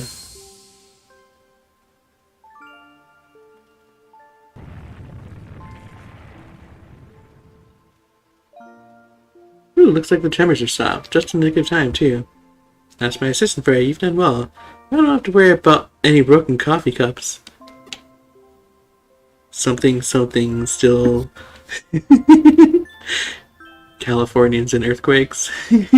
Look, you're right, but don't compare me to Bipple. Hey, I just said Californians. I didn't say you specifically.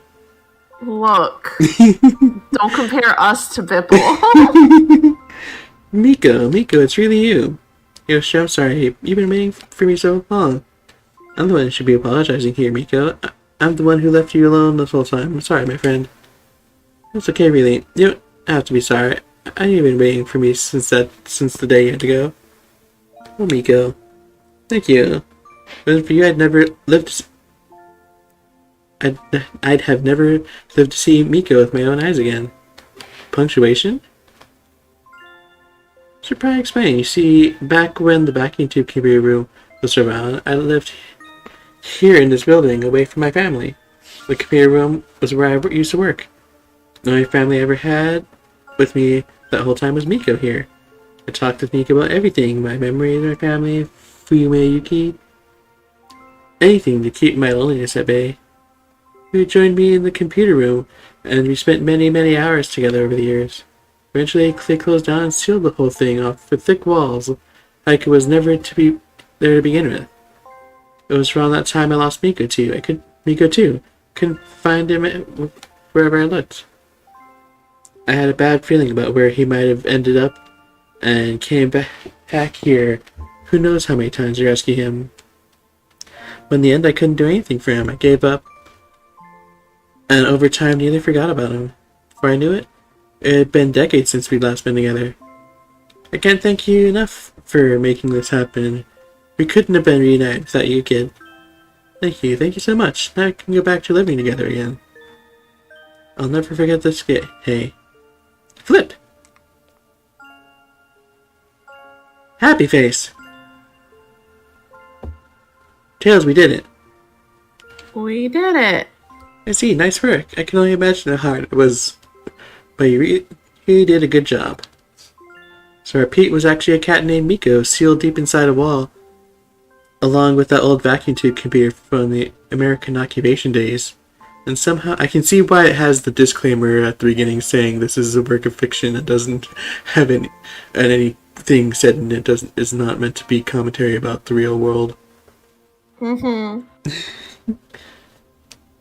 And somehow using the building's intranet, or rather the power of its ley line, he merged with the computer and became a Digimon. That old cat's had a hell of a life, wouldn't you agree, Lyra? We can't say for sure what the actual assimilation process entailed, but at this point we know better than to doubt it happened. It's amazing just how much, and yet how little, the digital and real worlds are hyphened off from one another. I imagine the reason Pete showed up again after all those years is because of the digital wave anomalies we've seen. You know, there's still one thing about the whole story that bugs me a little. Punctuation? You mentioned towards the end, old man Miyashima said, now we come back to living together again, right? What do you think he meant by that? Not only that, but in the case you solved earlier where he was the one behind the urban legends, how do you keep breaking into the building?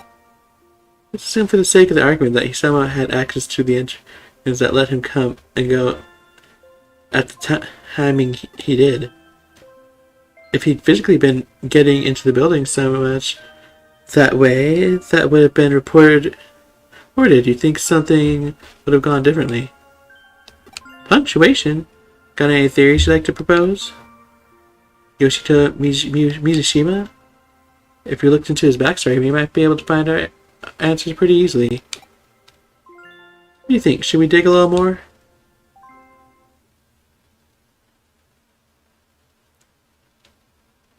Please leave us be. Don't look for us. Shake. Oh, that's understandable. Then it's probably best we do indeed let sleeping dogs lie. Alternatively, we could let the occult kids know about this. I bet they'd have a real field day going after it. I mean, they came to face with a real... You know what, now, let's keep it to ourselves. Not all mysteries and solved. There it goes. Nautical Broadway brings many things together. The spirit world and the world of living, the normal and the surreal. This text is going on now, the physical and digital. This text is going very fast. Truly nothing is impossible in this... Oh, I actually have to press... Truly nothing is impossible in this crazy hole in the wall we call home.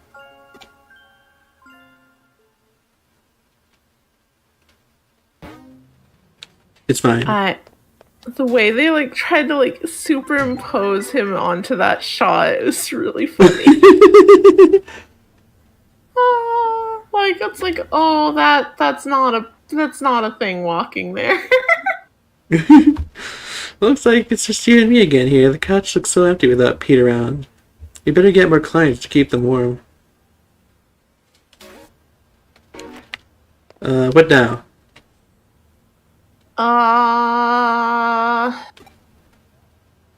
Anything else?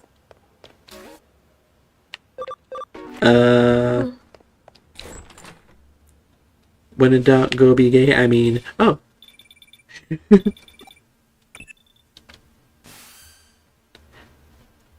Oh, we got a phone call from Murata. Hey. Punctuation? Sorry, but I'm in a hurry. I have a message for you. Come to Odaiba. Suedo said that the weakened Xmon will be heading back there. It's your chance to defeat Xmon. Help Suedo. Listen up, though. Come along. Don't tell Kyoko or anyone else. Just you. See you later. Punctuation. What happens if we immediately turn around and be like, Kyoko! Oh, but our good friend... I just remembered fucking Arata murdered a fucking man. How you doing, Tails? No. You hate having to stand by and wait? Aren't people always waiting for something? Not that I'm any different. Well, her dialogue changes. So it's clearly not... What's up? I understand how that's supposed to be read, but it still reads as her as I do as a fellow human, of course. Wait for stuff. Greetings, fellow humans. Should I use some of my EXP stuff? Alright, memory. We've been evolving Digimon. So that may be something we should use a bit. Oh, we have 4 of these. Let's use at least one.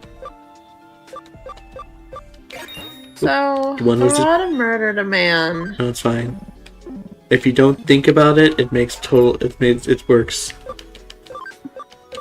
Lyra, how long have you known me? Less time than it feels like. The answer here is you've known me long enough to know that I can't just not fucking think about it. Not thinking about it is the answer to cure me of my issues with Ruby. Okay? An hour and 40 minutes, Javier. But I can't do that. I can't just not think about it, Lyra. I'd like a special shout out to the fact that I feel like I hear you say an hour and 40 minutes, Javier, a lot. Yeah. So it seems it feels like your usual breaking point. That's exactly how long I can go before screaming about Ruby. I was just thinking as I looked at the clock and I was like, an hour and 40, and my brain was like, that's deja vu. Beautiful. How much memory do we have now?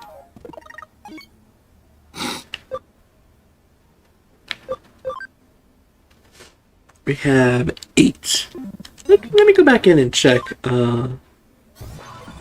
how much room we have to digivolve with, or how much room they need to digivolve.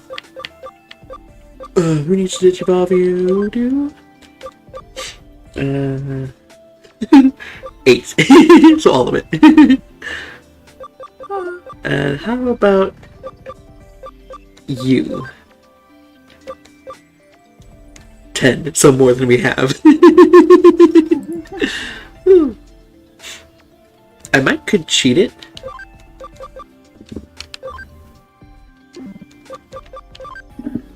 Oops, not you. Oh. I could digivolve Black or Greymon and Metal Gurumon Black into Dark attribute, but for some reason still Virus type Omnimon. Or Vaccine Omnimon. Mm-hmm. And that would clear up space, and both of the two I'm trying to digivolve into are virus, so we would not be down any viruses. You're a virus, right? God, I don't trust anything anymore when it comes to what's virus data vaccine. But anyways, remember how I said at this rate I'll need to go to the bathroom? Yeah. So anyways, I need to go to the bathroom. I see. Is it time to run an advertisement? It's time to run an advertisement. Also, my sister was sassing me for not using the... Wait. Boop. Say something, Tails. Something, Tails! There we go. My sister was sassing me for not using the BRB screen, so there you go. BRB screen! Are you ready, Tails? Run your advertisement, Lyra. I'll keep people entertained. Actually, or do you need me to do it? Actually, I think I never closed my internet browser, so... Yeah, I think I can run it. Woo! There we go. Bazam. Bazam. Bazam. Also, be right back. Alright. Whoop. Whoop. Alright, got a nice stretch in of my own. Not even gonna drag Lyra into it.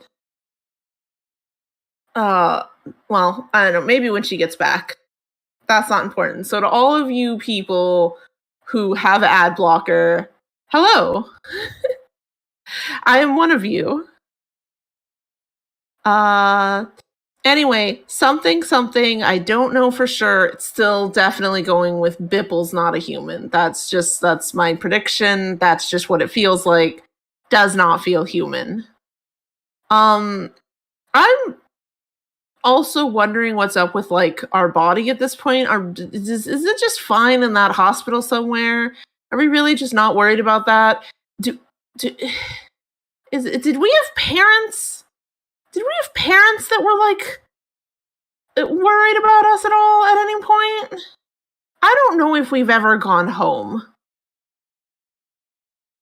And like other people see us, so are we just thought of as some weird doppelganger? Some sort of twin? Did that ever get explained? I feel like somewhere someone should be asking kind of questions about this. But it's just never ever been brought up before. But that should be a fun reckoning if we ever just get to actually go back into our body. Imagine getting to go back into your body. Imagine. So, something, hey, we're just running around and we're talking with people. Aren't we also in a coma in the hospital? Do we have parents that are worried about us that we're just avoiding because we should be in a coma in the hospital? No. Well, yes.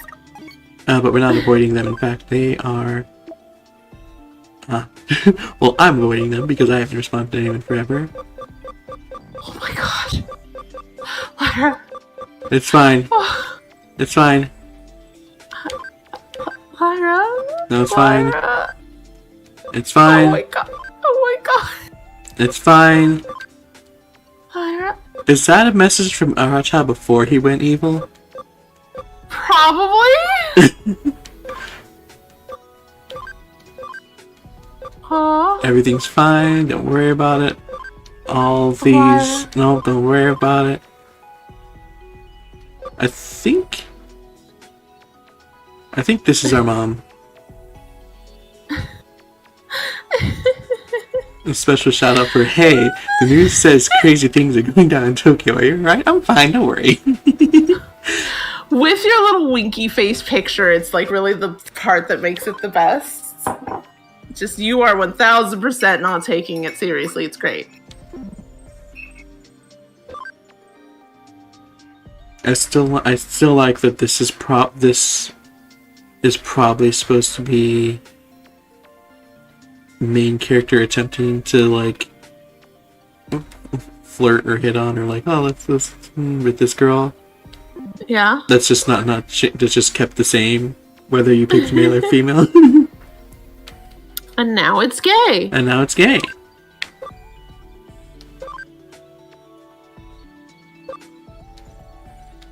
Oh. Being reasonable, but when I see all this awful news going on in Japan, I wish I'd taken you with me. No, it's fine. Don't worry. We've got red hair and pronouns. We're fine. Look at the way. Let's be like, Mom. Look at the way I wear my goggles. I'm an absolute main character. This is the way a protagonist wears goggles. Yeah. I'm thinking about that. I don't know if you read it. I think you didn't because it's too old. The Yin Dragon comic where like it's like fire red and the character goes into the store when they force you to go back with the package. Uh-huh. And it's like the person who designed it was like, let me throw as many protagonist accessories as I can in this main character design. So you have this long trench coat and like big hair, and one of the things is they have the Digimon goggles. Oh, beautiful. And in that scene they're like pointing it out and they're like, the gravity defying locks, this confident demeanor, that points out the Digimon goggles, stylish yet impractical accessories. You, my friend, have the look of a hero. Beautiful. Also, something about this text message of "See ya, take care of Nokia and everyone for me" hits different right now, Lyra. Also, Arata killed a man, Lyra. No, it's fine. Watch the life drain out of their eyes.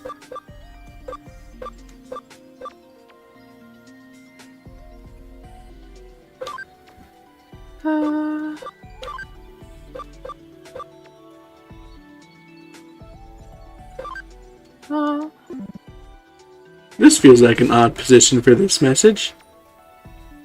Do you know what you... Last two messages. Man, crazy stuff has been happening. I wish we had taken you with you. You're so not safe. Also, what do you want to do when you graduate from high school? Better think about it now if you don't already know. That occurs to me. Before all this insanity happened, did we go to class? Before, yes. Like, okay. There's a lot of stuff about it when we first started about, oh, I told your parents that you're alright. You're taking time off of school because of complications and this and that and the other. Okay. Yeah, they do actually acknowledge all of that. Alright.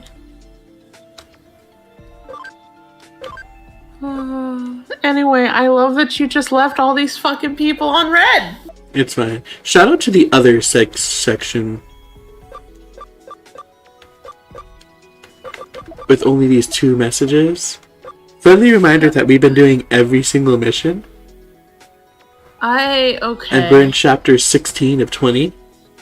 Okay. Anyways, let's go meet our good friend Arachan. We're gonna beat up Xmon and save the day, just like good old times, right, Tails? Right. It'll be fun. Right. On Arata's totally reasonable arc. It's totally reasonable. No moral event horizons to cross here. Exactly. It's not like Arata killed a man that the game goes to great lengths narratively to justify as being on par with a human and watched the life leave his eyes. It's fine. It's fine, Tails.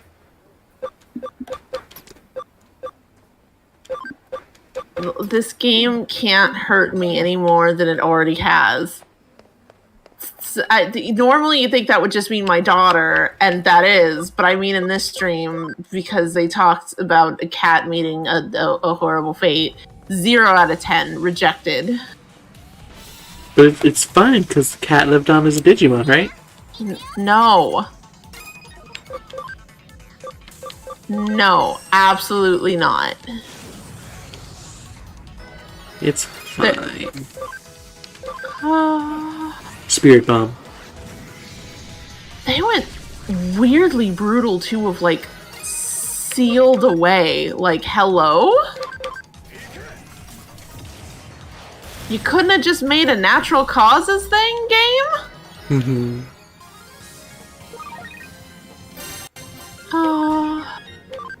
I'm honestly surprised they made it so blatant in the end. Because they were kind of like vague about it for a long time, but then they were just like went all in on it. Yeah, I was surprised when Kyoko just came out straight up and said was actually a cat who got sealed away and died like that. Like, okay, we're going full force with the awful. Because it was like, oh, okay, we're kind of dancing around it, just enough plausibility, and it kind of like, again, it's one of those dancing around it in a way that makes sense, where it's like you don't have to like upset if a younger kid is playing this game, but anyone who's older is going to understand what has happened. Mm-hmm. And then they're like, no, this is what happened. It was awful. And it's like, what the fuck? Like, you could have done pretty much the same story, but died naturally in that computer room that it was always in anyway. Mm-hmm. And just died next to the tube of old age and became a Digimon, and then after what's his name like maybe left, because it's like they made a point that the whole thing was he was so lonely he was using the cat to cope. So it's like maybe like the cat has passed away. He's gonna go be with his family because he's just so lonely. He leaves, it gets sealed up, so like the computer has never seen the light of day. And only when these digital waves came did it wake up the cat that was in there. And then boom, 50% less sad. But they were like, no, what if we made it awful? 0 out of 10. I have some people to fight behind the 7-Eleven with salt and poppers. Also, I forgot. I don't know how much you fought the last time you were in this area, but these sure are some mean-ass looking fucking Digimon who are just roaming around here. And then some of our friends are still at a mall. It's fine. In defense with the ones just roaming around, no matter how scary they look, that doesn't necessarily mean they're bad. Ignore the fact that they all fight us on sight. Yeah, uh-huh.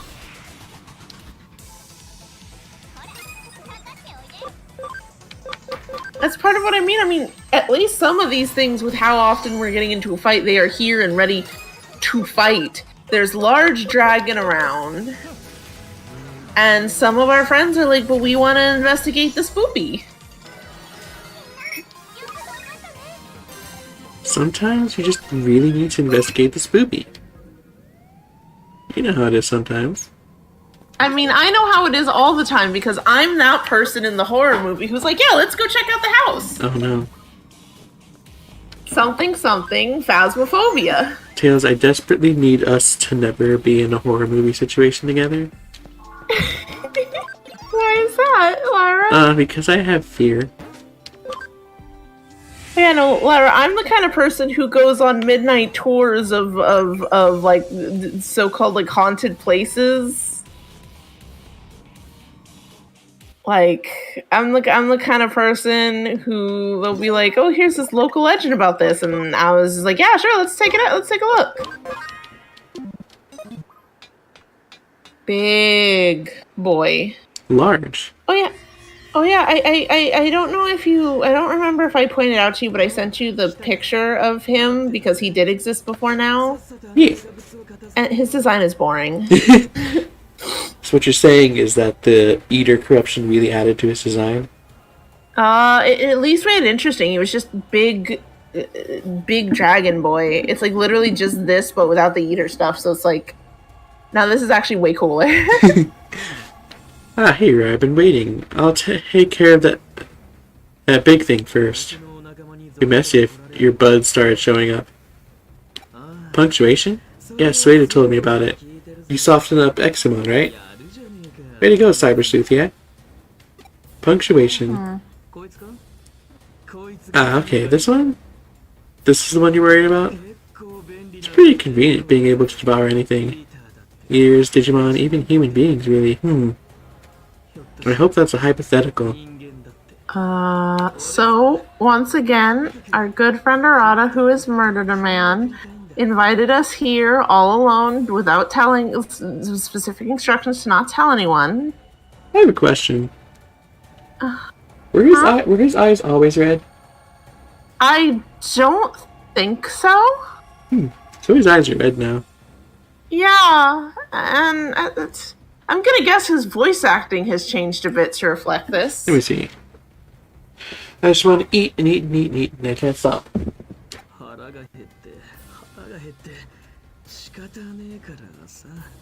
Oh yeah, it totally has. I can't help it. It's like I'm starving. The more I eat, the more power I gain. I think that's it. I think it's supposed to be the Eater corrupting him. Mm-hmm. The more I eat. Also, his eyes were originally just like black. Yeah, that's what I thought. The more I eat, the more power I gain. But at the same time, I'm able to feel less and less. Punctuation? The strange thing is that it's not as bad as I might have thought, for whatever that's worth. Yeah, you know, when you have... does that repulse you? I suppose it would have to. Personally, I feel like your ability to feel worried about what something is doing to you would make it not seem as bad. Yeah.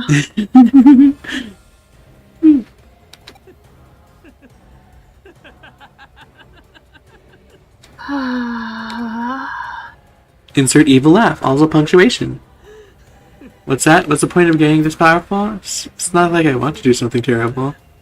There was something I had forgotten to do for so long, and finally I remembered what it was. So I'm going to finish it.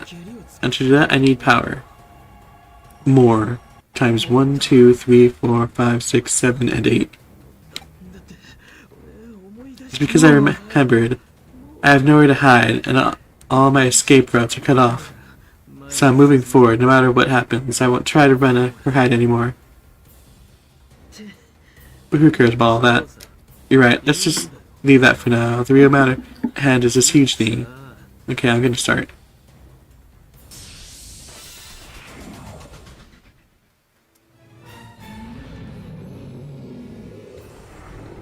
There he is, he's just standing next to our Digimon now. Breathing is labored. So there's I don't know if it's a post-game or like a really late end-game fight. But, there's like a little side quest mission where you fight him again. It's either so absurdly late game or post-game to the point of it's definitely not canon. But I was like, huh, it's interesting that they're making you fight him again. I realized it's without all of this help. Yeah, like at the start he like lost a turn because he's tired because we sapped his energy, and we also have Arata here. Yeah, that makes sense. So it's like, now I'll try fighting him at his full power. So, Lyra, What's up? I went to like the wiki to check Arata's eyes, right? Alright. So on the wiki, they have like the other pages you might like want, like because of you clicked on here, right? Right. So you know how like they'll have preview images? Right. For some reason, the way this is laid out, all of it is close up on crotches. So it's like other characters you might like, and like one of them is like Nokia, and it's like right where the bottom of her dress is. And it's same for Yuko, and same for the girl player character, and same for Arata's eater form, and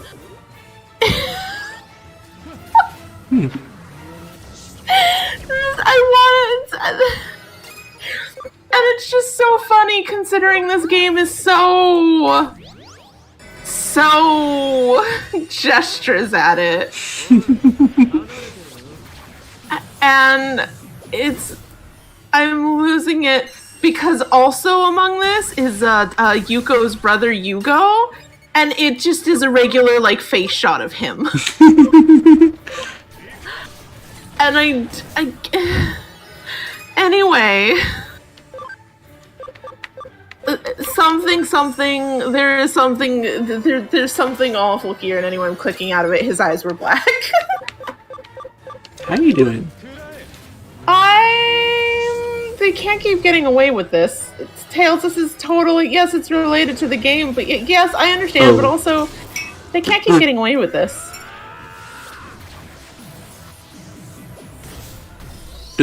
Okay, so it's funny.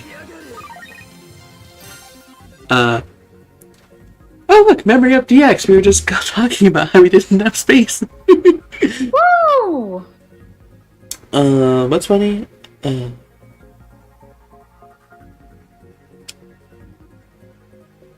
yeah, he wasn't doing a lot of attacking, so we're doing fine. So I was like, man, this really was a fight I was having trouble with my first time, wasn't it?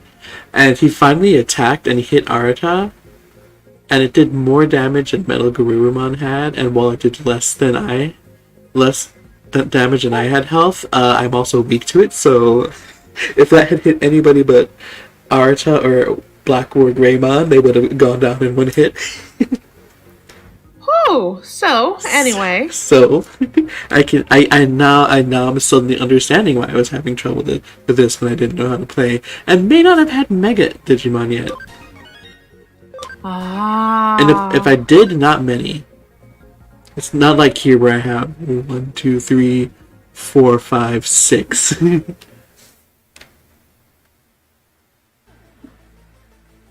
How's it go, Lyra? Well, the big dragon's now just like kind of laying on the building. Do you think the building was made to handle that much like structural issue? Probably not. Also, there's something off about him doing his old like happy, gleeful expression with the creepy arm. So anyways, this one's really too big for me. I'm never going to be able to eat it all. What's that? Something you want to say? Punctuation. Punctuation? I know what you want to say anyways. I mean, it's been on my mind too. The thought that Sueda could be using me. I'm sick and tired of thinking about all that. Let the clever ones sort out the hard stuff. After all, I'm still just a kid. I haven't grown or changed a bit since 8 years ago. Still just a boy. So I should act like one, right? Do what the wise adults tell me. Be good. That way I get the power I want. It's simple give and take. That's what I'm talking about. I've disappointed you, haven't I? We've gotten along so well up till now. But look, I'm changing.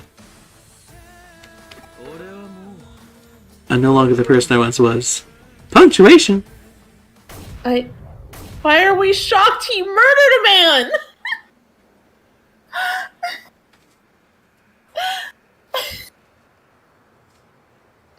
We've just forgotten about that, haven't we?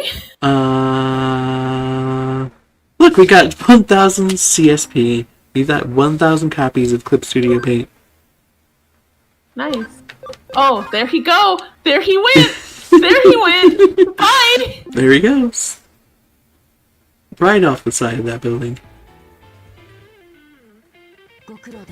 Well done. But to think you managed to take out a rampaging dragon even after it had been weakened. Ended up turning out just as I expected. Punctuation? I'm one smart cookie. Punctuation. Eximon's activities may have halted, but Magnamon and the others are still being monitored. There should be no cause for concern, but they're still keeping an eye on it just in case. This completes the bond between you and Digimon. Not only have you successfully cored the Royal Knights to our cause, you've gotten past their misplaced trust and their delusions. Be proud of who you are. Something still feels like something that we should said to Nokia. Yeah. Yes, what is it? Punctuation? You're concerned about Arata Sonata? Actually, I suppose given how you think, you find the prospect exciting? His skills don't rival those of the Royal Knights, but he's approaching that level abnormally quickly. But someday those powers of his might make him... No, he's perhaps already a threat to us. But I shall leave him to you. Perhaps you use your usual crouching lunge attack? I have a usual crouching lunge attack? Yeah. I feel like you're still like dying to like other stuff that was said. But knowing you, the prospect might excite you of like anything about Arata as he is would make us happy. Like first of all, weird thing to put on a blank slate protag, and even weirder with how the protag has reacted to everything. Yeah, I was about to say like the protag is once again clearly is not being a clear slate. Like every interaction with Arata, despite her not saying anything, her expression clearly shows how upset she is by what's going on. So it's just saying that it might excite you just straight up is like untrue. Yeah, and also just okay, even if you tried to factor out the Arata, the personal thing of seeing your friend becoming this thing, and also with the amazing amount of self-hatred that he just displayed for himself, even if we take out that and it's just the idea of you're intrigued by this like challenge that's coming your way, nothing about this character that they've characterized has put them in the position of being like an adrenaline person or somebody who's here to meet all the challenges. There's a reason that we're saying that most of this goes to Nokia, because it seems more than anything that they just want to be friends with Digimon. Mm-hmm. They help out problems with Digimon. It's never been about let's go and face the challenge kind of a character who's excited at this idea of like matching strength and wits or something with a fair opponent. So it still just comes the fuck out of nowhere, the idea that this character would ever be excited about a situation where you have somebody who is clearly ready and willing to hurt people. Again, even if we take out that he's just killed a man, that's ready and willing to believe that they would be excited about this to any capacity. I'm losing it. I'm losing my mind. It's what is happening? It's fine. Anyways, back to our usual crouching lunge attack. Surely that will be the best strategy to employ. Oh. Excuse me. Hello, Lyra. I know where Miss Ray is. No, I mean, I know where Crusadermon is. Punctuation? I got help from Kamishiro engineers and analyzed all of Tokyo's digital waves. Traces of the method used to control the digital waves were found in the Akihabara digital shift. Following those traces back led us to picking up a signal that matches Crusadermon's. So please, come to Akihabara, I beg you. I'll be waiting there. Looks like we're about to reach the climax of this case. The only remaining royal knights who oppose us are Leopardmon and Crusadermon. Finding where one of them lurks is a big step. Make haste for Akihabara. Fist bump. Oh, she didn't have a happy face when she did that fist bump. It's almost like she's not... I'm just left reeling by that line, like genuinely. It's so bizarre. And it's like, even if you try to go by like the idea of their meaning this is a completely silent, characterless protagonist, that is a weird thing to assume that the player would feel. Mm-hmm. Like, I genuinely, from no angle, can understand what the thought process is here for that line. At all. And the fact that it comes from Kyoko, who seems to generally be treated as a reliable narrator for things like this. Mm-hmm. It's very... It is just bizarre. That was so bizarre.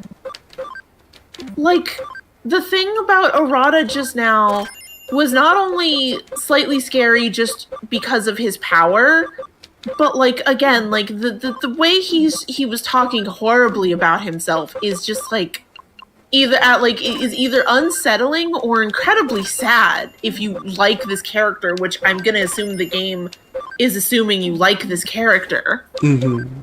And then in this exact next scene to be like, oh yeah, like knowing you're excited about what all this means. It's like, no! The player is not excited. This player character has no reason to be excited. What are you... Game developers, what is going on in this like final sprint to the end?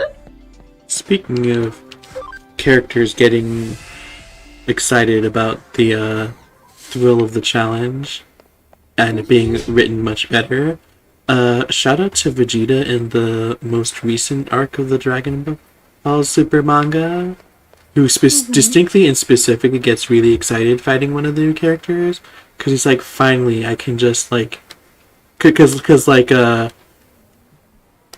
through some tomfoolery the villain's just trying to trick him and Goku to fight another really strong person who's not bad. So Vegeta's like finally a fight I can just like enjoy that I'm fighting and not have to worry about saving people or planets or anything. And it's good. Oh god. I don't like that character model that just walked towards you, past you. That's the girl who was dieting, and they just never followed it up. Hold on, now I'm curious. God. Are they gonna come? Because it may be like this person. Maybe. I'm not sure I'll be able to do it. I think I was waiting around too long, and it may have been like a character model that walks by like 5 minutes into you sitting there. Something like that. No, I see her. Wait, you're talking about the one who was dieting, right? Yes. Yeah, she was there. She was there towards the back when you were running in the back of the mall a second ago. The one with the black shirt and the purple pants. She runs by a lot in that area. Oh. Like she tends to walk around the corner pretty. There you go. That was her. That was the one that was having the dieting issues. And was like, it was like she didn't eat for 3 days. But we made her ramen. It's fine now. I'm like, We made her ramen. It's fine now. What you humming for, Taylor? It's fine. So anyway,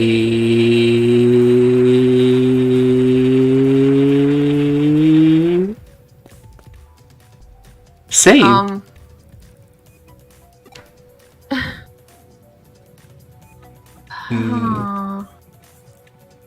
That's not quite what I thought this reaction was about. Yeah. But okay. Why in the world? I guess I can kind of give it that they're not going to jump straight to character putting their hands up because military style people are there. Something Japan and guns and I shopkeeper.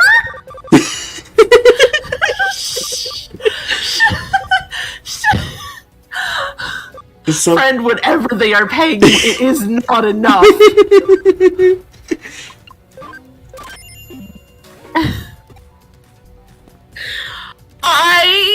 Lara, I can't.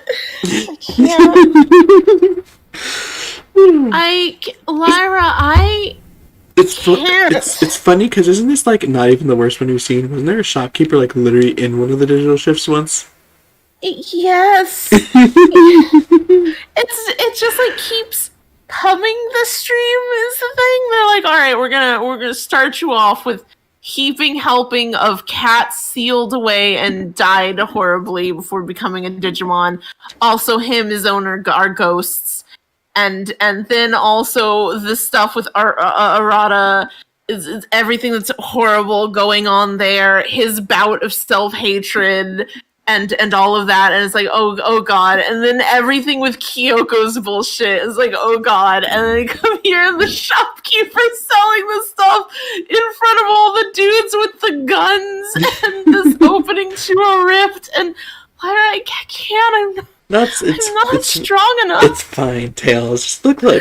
Your daughter's here. Hello, Lyra.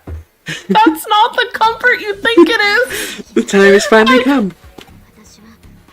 I wanted to avenge my father's death. I was finished things with Crusadermon. Lyra, won't you please help me? Nod. Thank you. Your daughter's here, my daughter. I want to avenge my dead father.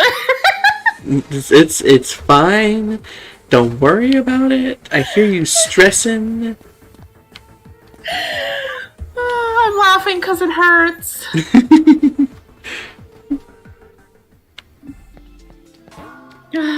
That's not what I want to check. I'm laughing because it hurts. How you doing, Tails?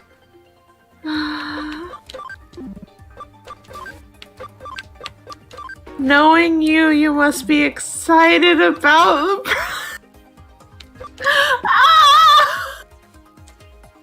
Who decided on this this line? That better be a mistranslation. Do I have to fight the translators? Do I have to fight the original writers? Who do I have to fight? Is it all of you? I will fight every single one of you. I'm doing great, Lyra. Why do you ask?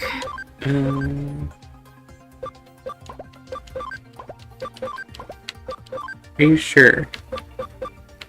No, I'm really still reeling over anything about the idea of why we would be excited about the prospect with Arata.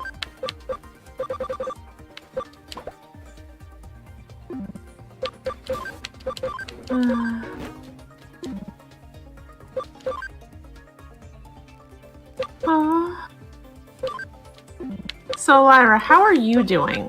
Better than you, it sounds like. Go ahead. I remember there was stuff that you were like, I definitely forgot about this. How are you feeling? Did you forget about a lot of this? Are you remembering stuff? Is this like, this is how I remember it? Or are you like, oh, this happens, okay. I didn't strongly remember anything. The only thing I am having an equally powerful reaction to, or anywhere near the same reaction as Arata murdering a man. and even then it was like, oh yeah, I forgot this happened, not oh no, this is happening. So even that was less powerful of reaction. Okay.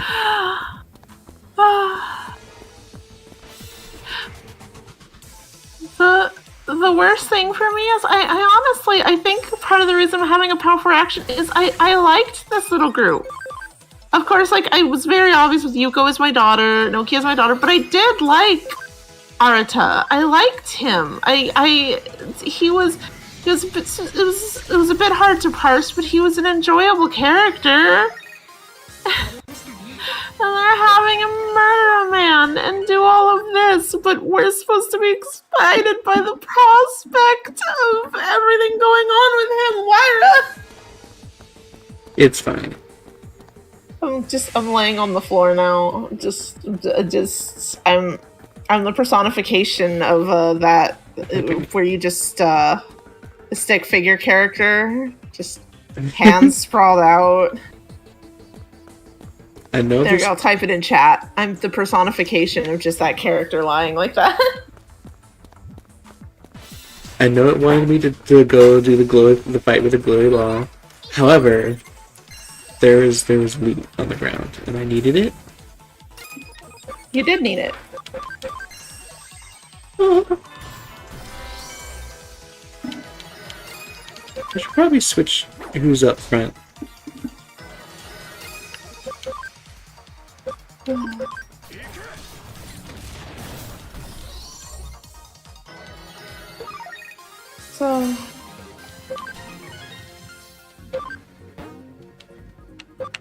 So anyway, Lyra, I hope you've enjoyed having me on these Digimon streams. It's been exhilarating. That seems like a very nice way to say it.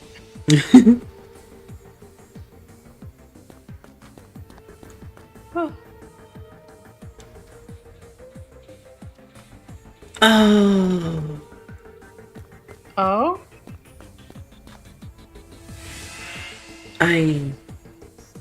Okay. I was like, you know, if I didn't have Digimon to train, you would be so skipped right now.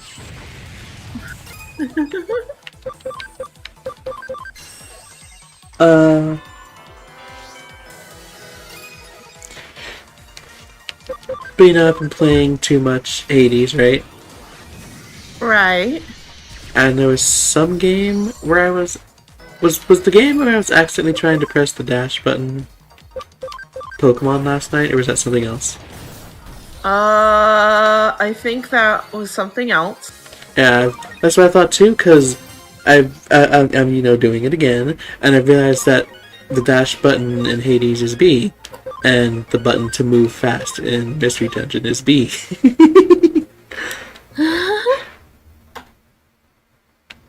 So anyways. Fun times. Fun times. More like fun crimes. We are definitely committing. Also, we are committing crimes, but I refuse to believe that this is even a society anymore where we're all just cold chilling with all these Digimon doing stuff like this. What is real? What is fake? What is happening? You're fake. I'm not quite as gone as after reading that chatbot thing last night. But we're in that kind of vicinity, you know? We're in that sort of chain of mind. So you're having a really good time. Is that what you describe our feelings after the chat box thing? That didn't seem to be how you felt about it after I read it to you. Hush.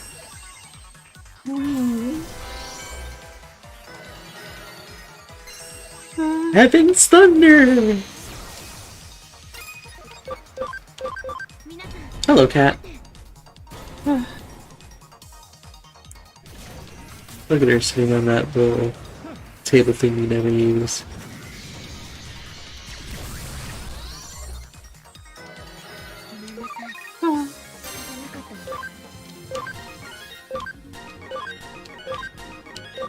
Tails, you just learned X-Aura.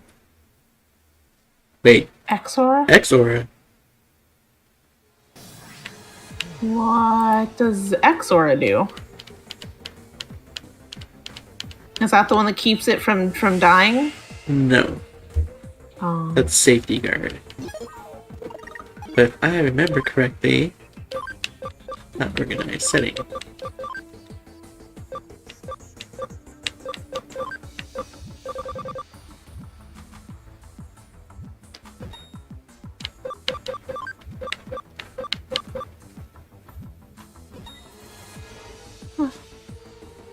Neato. And that's an upgrade to the heal the whole party move. Oh, nice. Yeah. See, you'd make a good backup healer. The problem is that you're also vaccine. I was just gonna say, aren't we the same type? Wait. Speaking of, Tails, assist me. I will do my best. I don't know if my best is as good as it here as it is in PMD, where my best is just murder, but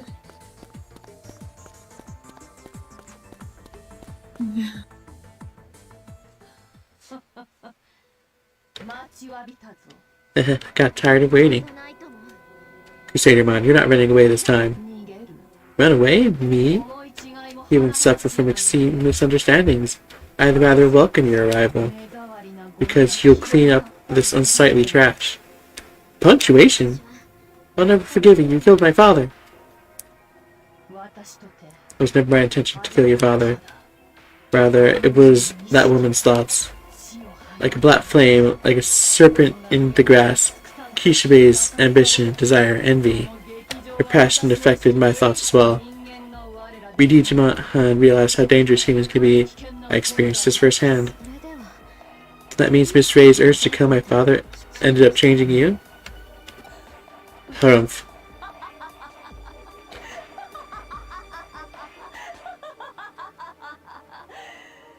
Evil laugh. Punctuation? Still, her emotions aren't that bad after all. The utter rush I get when I trample puny weak humans like you. The agony of death when your spirit is crushed. All these things make me mad with glee. How you doing, Tails?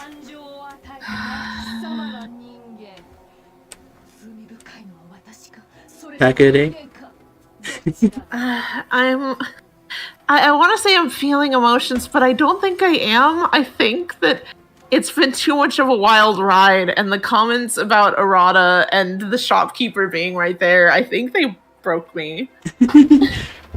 It is you humans who have given me these feelings. Who's guilty of this? Am I or you humans? You. The spread of Eden Sidman was your doing. You're only half right. My role was simply to control the Eaters. I'm glad it spread, but it wasn't my goal. Still, it's very human of you to want to blame me for this spreading of the mark of sin. It's an act of utter stupidity. And the source of the original sin which led the world to destruction was still you humans. Punctuation? What are you talking about? What the fuck are you talking about? I'm talking about 8 years ago. Yugo and Yuko Kamishiro, Nokia Shiramine, Arata Sonata, and you. Y'all. Isn't it pretty easy to just, like, say stick player name here? Yeah, they do it all the time. Yeah. They do it all the time in this game specifically. Yeah, they do. It's weird. Huh, interesting. You all came to the digital world 8 years ago and brought an unprecedented calamity upon us. Original sin? Calamity? What are you talking about? We came to the digital world? I don't remember that. I have no memory of. No memory of. Could that be that we were robbed of our memories like Yamashita was? Then 8 years ago, my brother came down with Eden syndrome? The Eden beta test. There were 5 children who participated. 5, so that means. You finally realized what I'm getting at. That said, the past and the truth are meaningless. Your future cannot be changed. Your despair, your fate of destruction cannot be changed. You tread but one path. Punctuation! Sassy hands on hips! But what's up? it sure is weird to have a character whose whole thing is supposed to be, at the very least, that they're justifying all of this because of the past, say the past doesn't matter.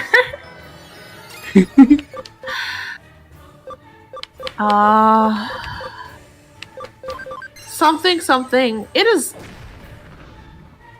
strange to me. I get that Crusadermon specifically has like digital tones to the way the design is and everything, but leaning so hard on the first sin, the original sin, all that is just kind of real strange. Ooh. Like, just of a vibe, especially because it's not getting challenged at all. And something, it once again feels like Persona, which generally always has lots of weird biblical things in it, between the monsters, the stuff that the protagonists tend to go through, the fact that you always just end up in hell. You always end up in hell in Persona. If you're wondering what the final level is, it's hell. You're gonna be in hell. Or you're either going to hell or hell is coming to you, that it's hell. So it always, when there's biblical stuff as a part of it, it meshes right in. But then Crusadermon's over here with original sin, first sin, all of this, and I'm just sitting here like, maybe take it down a notch. I understand. You've read the Bible, I promise.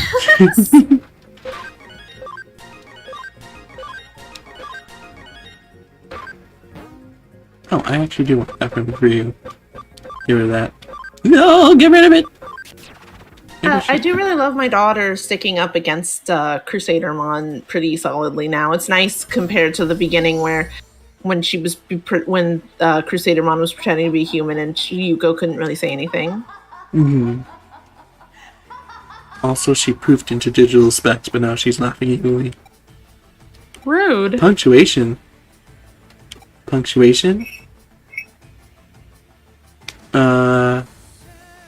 We should try to contact Kyoko. I'm worried about Kyoko. I wonder what Kyoko's doing right now. I'm guessing the first one, because that's the one that makes sense in this context. Like, I'm worried something's going wrong. We should contact Kyoko. Yeah. Why would we be worried about Kyoko right now? Did the person say something when they turned into specs? No, they just kind of flopped over and then laughed evilly. Huh. The Digivice isn't responding. I'm trying to think of it. Yuko's gone. I wonder if she went back ahead of us. Well, if we're going with the personality that the game says the character doesn't have, then we have to pick That Must Be It Tilde, right? Right.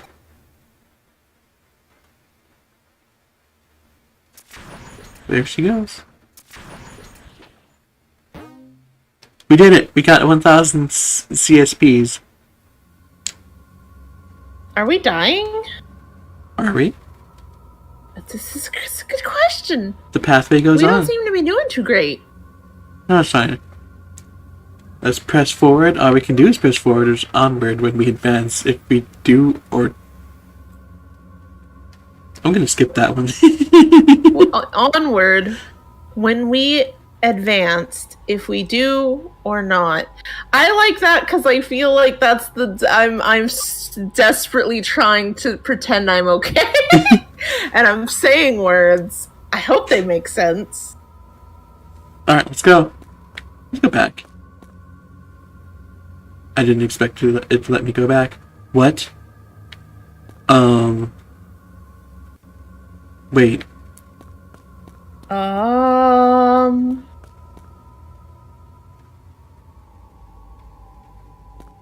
So? This looks bad. A child. Another child. Another child. Another child. How are you doing? Me in real life or me in the game? Not you in real life, because you in the game is just me in real life. Hey, are you okay, Lara?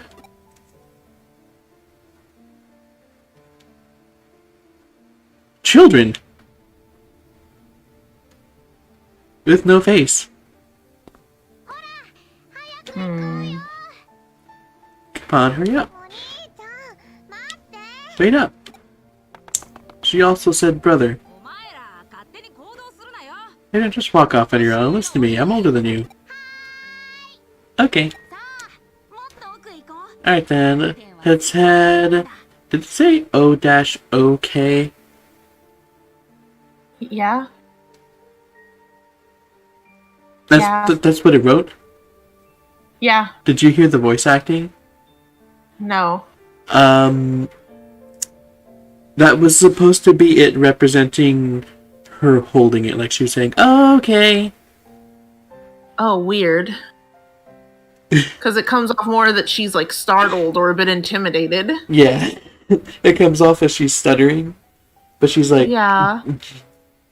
Gleefully being like, okay! Or like, okay! Yeah, weird. Which, obviously, that one's on the localizers. Yeah. Alright then, let's head that way. Eden is really freaking huge. That's a child that knows how to swear, but knows they're not supposed to. Yeah.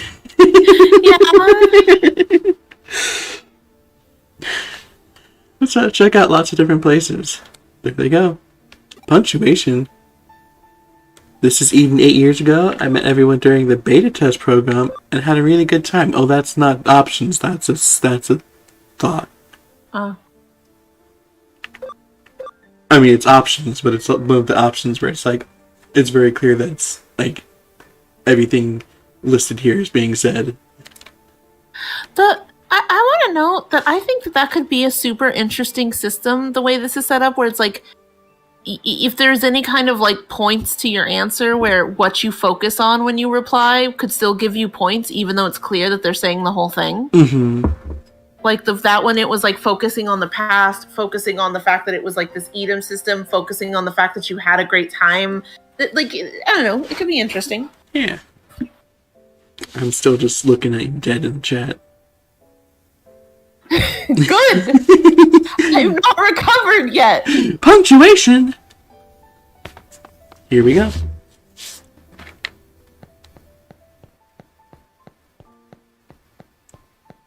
Huh. It's just me, or does this place look familiar?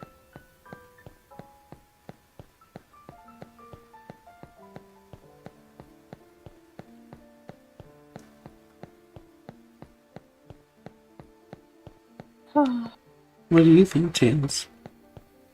I think I'm dead. You saw me in chat. But Tails, doesn't this place look familiar? I can't tell. I'm dead. I can't tell if things look familiar or not. It has the same exact layout as Kaloon 1.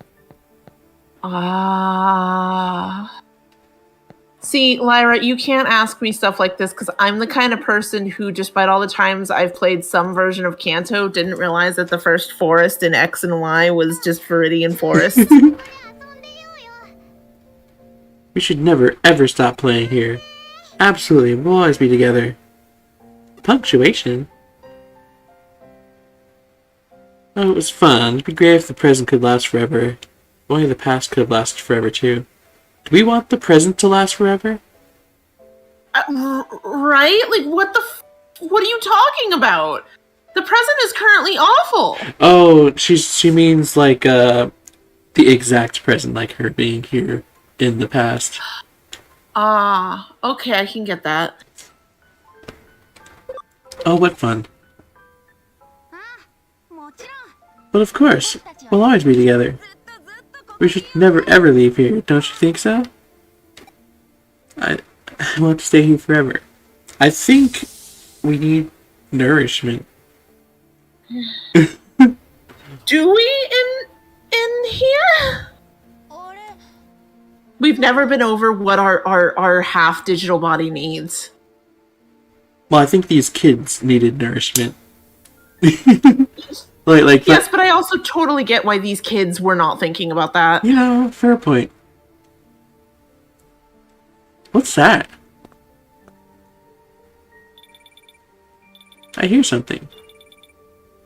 Something is crying out or something important. Which also something's crying out? Which also feels like one of those things we both have said. What are you doing, Lyra? Mm-hmm.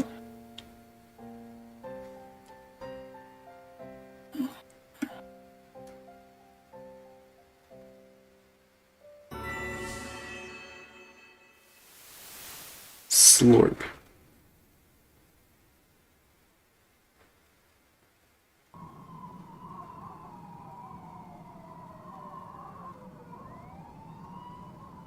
Hey, look, it's our goggles. The most important part of a protagonist's outfit. The most important part of our protagonist's outfit. Dang it, I didn't prepare the thing. Save? Yes. I appreciate how upset Yuko looks.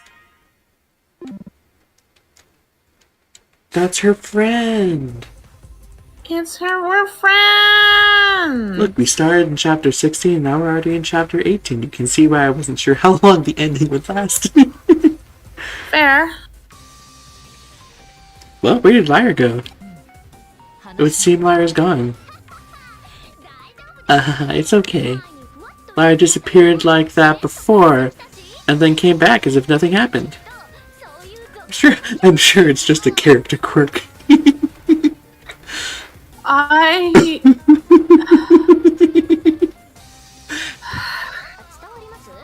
I'm dead again. I'm like, I'm not strong enough. I'm not strong enough to address this, Lyra. What am I supposed to do here? Keep reading. Picking up what I'm putting down. Except this time it's a little different. Is this Lyra? What's going on? What do you think, Yuko? I don't know. By the time I noticed it already, Lyra's caught up in a cunning trap by Crusadermon, it seems. A trap by Crusadermon? Crusadermon used whatever trickery she could to eliminate both you and Lyra. It seems Lyra took all due precautions. We were lucky we at least found Lyra's Digivice. So, apparently the goggles are the Digivice. I think Tails is dead. How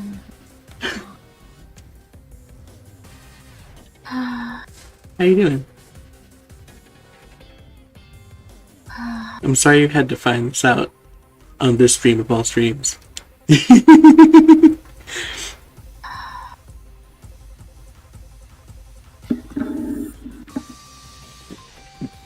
Tails.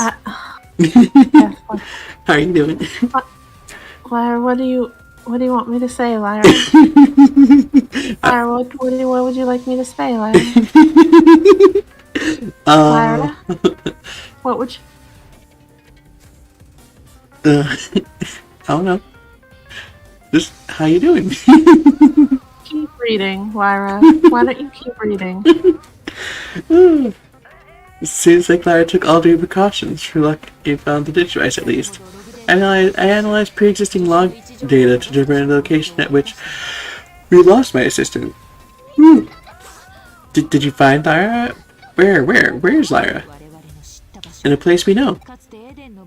The last place registered in the area that was used to demo the Eden updates. It's been cut off since the Eaters showed up.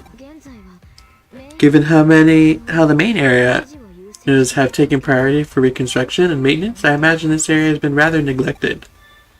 The Digital Wave's strength is off the charts in that section, Aurora Knight's hideout.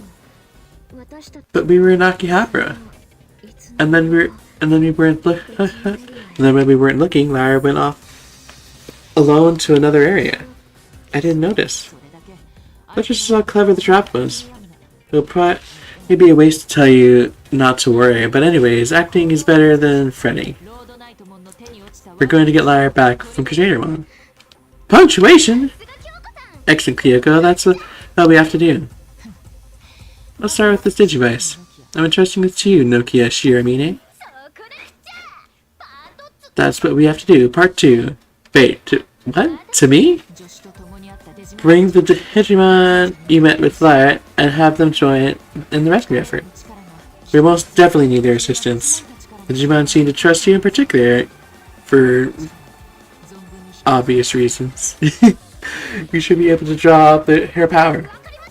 Roger that, I'll lend a hand. Make that 2 hands. I'll go with you, Nokia. You'll be pitching in too? 2 Skirgles flailing all over together? Yes, let's flail on out. Not sure why you're flailing about, but please find my assistant. It goes without saying I'll be your backup. Yeah, let's go. Hold on, Lyra. We're coming to rescue you. Oh yeah. Tails, we did it. Nokia's finally the protagonist. As she should be. You know what should mark this upgrade? What? It should be her getting a new, better outfit. Dang it. It doesn't let us see.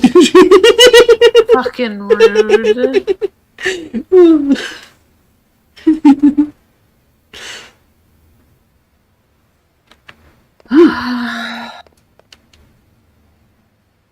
So, like, how literal did it mean with this idea that we're just our goggles? That I think that was a mistranslation.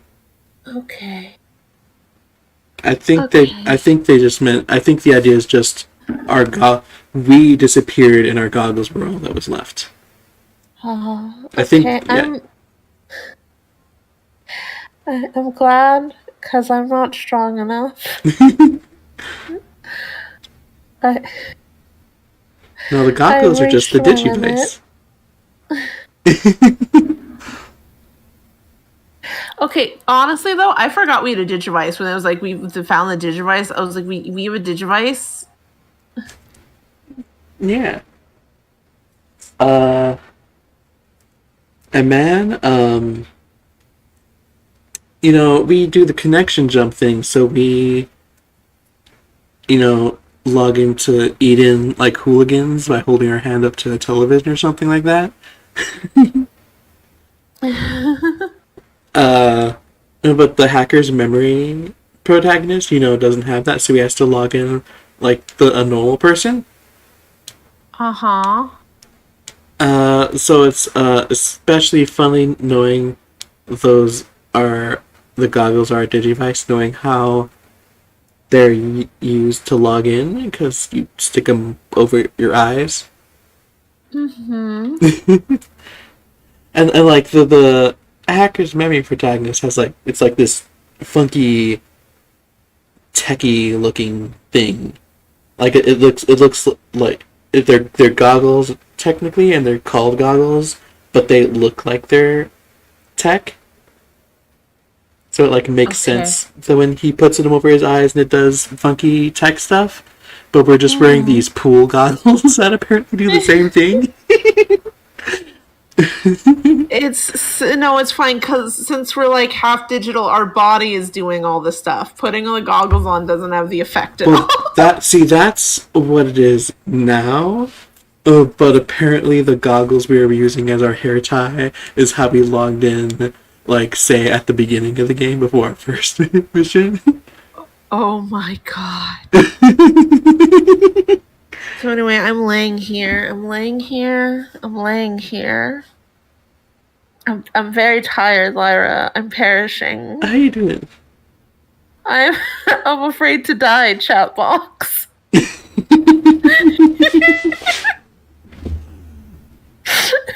Well, I live in the south, so death is very likely.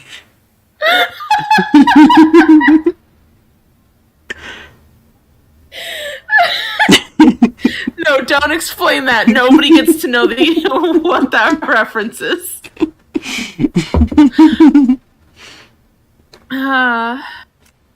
So, Lyra, is that where we're going to go ahead and stop for today? It feels like a good place to end. It feels like a good place to end it for today. Lord knows you need to recover. I was just going to say, thank God, I don't think I can go on. So yeah, that will be enough Digimon Cyber Sleuth for today. Next week, we're on a wait and see. Because next week my sister's moving out, and I'm gonna be coming along to help. And I have no clue how long that'll take, or when I'll be back. If we do stream some more, it'll be a late night stream. But there also may just not be a stream in general, which would mean that we would be coming back on September 3rd. Whoa. Exciting. Not as exciting We're as so you. close to the end, Lyra. We're so close to the end. Aren't you excited by the prospect? I am excited by the prospect. Depending on how things go, we could potentially finish next month. Ooh. Especially if I can get one in next week. Oh my god. Hi, Artemu. Oh, hello, Artemu. Endgame hype. Endgame hype.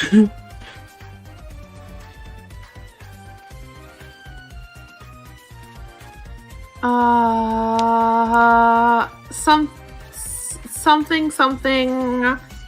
Lyra. Tails. But what's gonna happen before possibly a next week late night stream? Before that, Thursday, we'll be playing some King's Quest 6 Air Today, Gone Tomorrow with Zero, where we'll potentially be getting the first ending. Wink wonk. Whoa. Exciting! Exciting!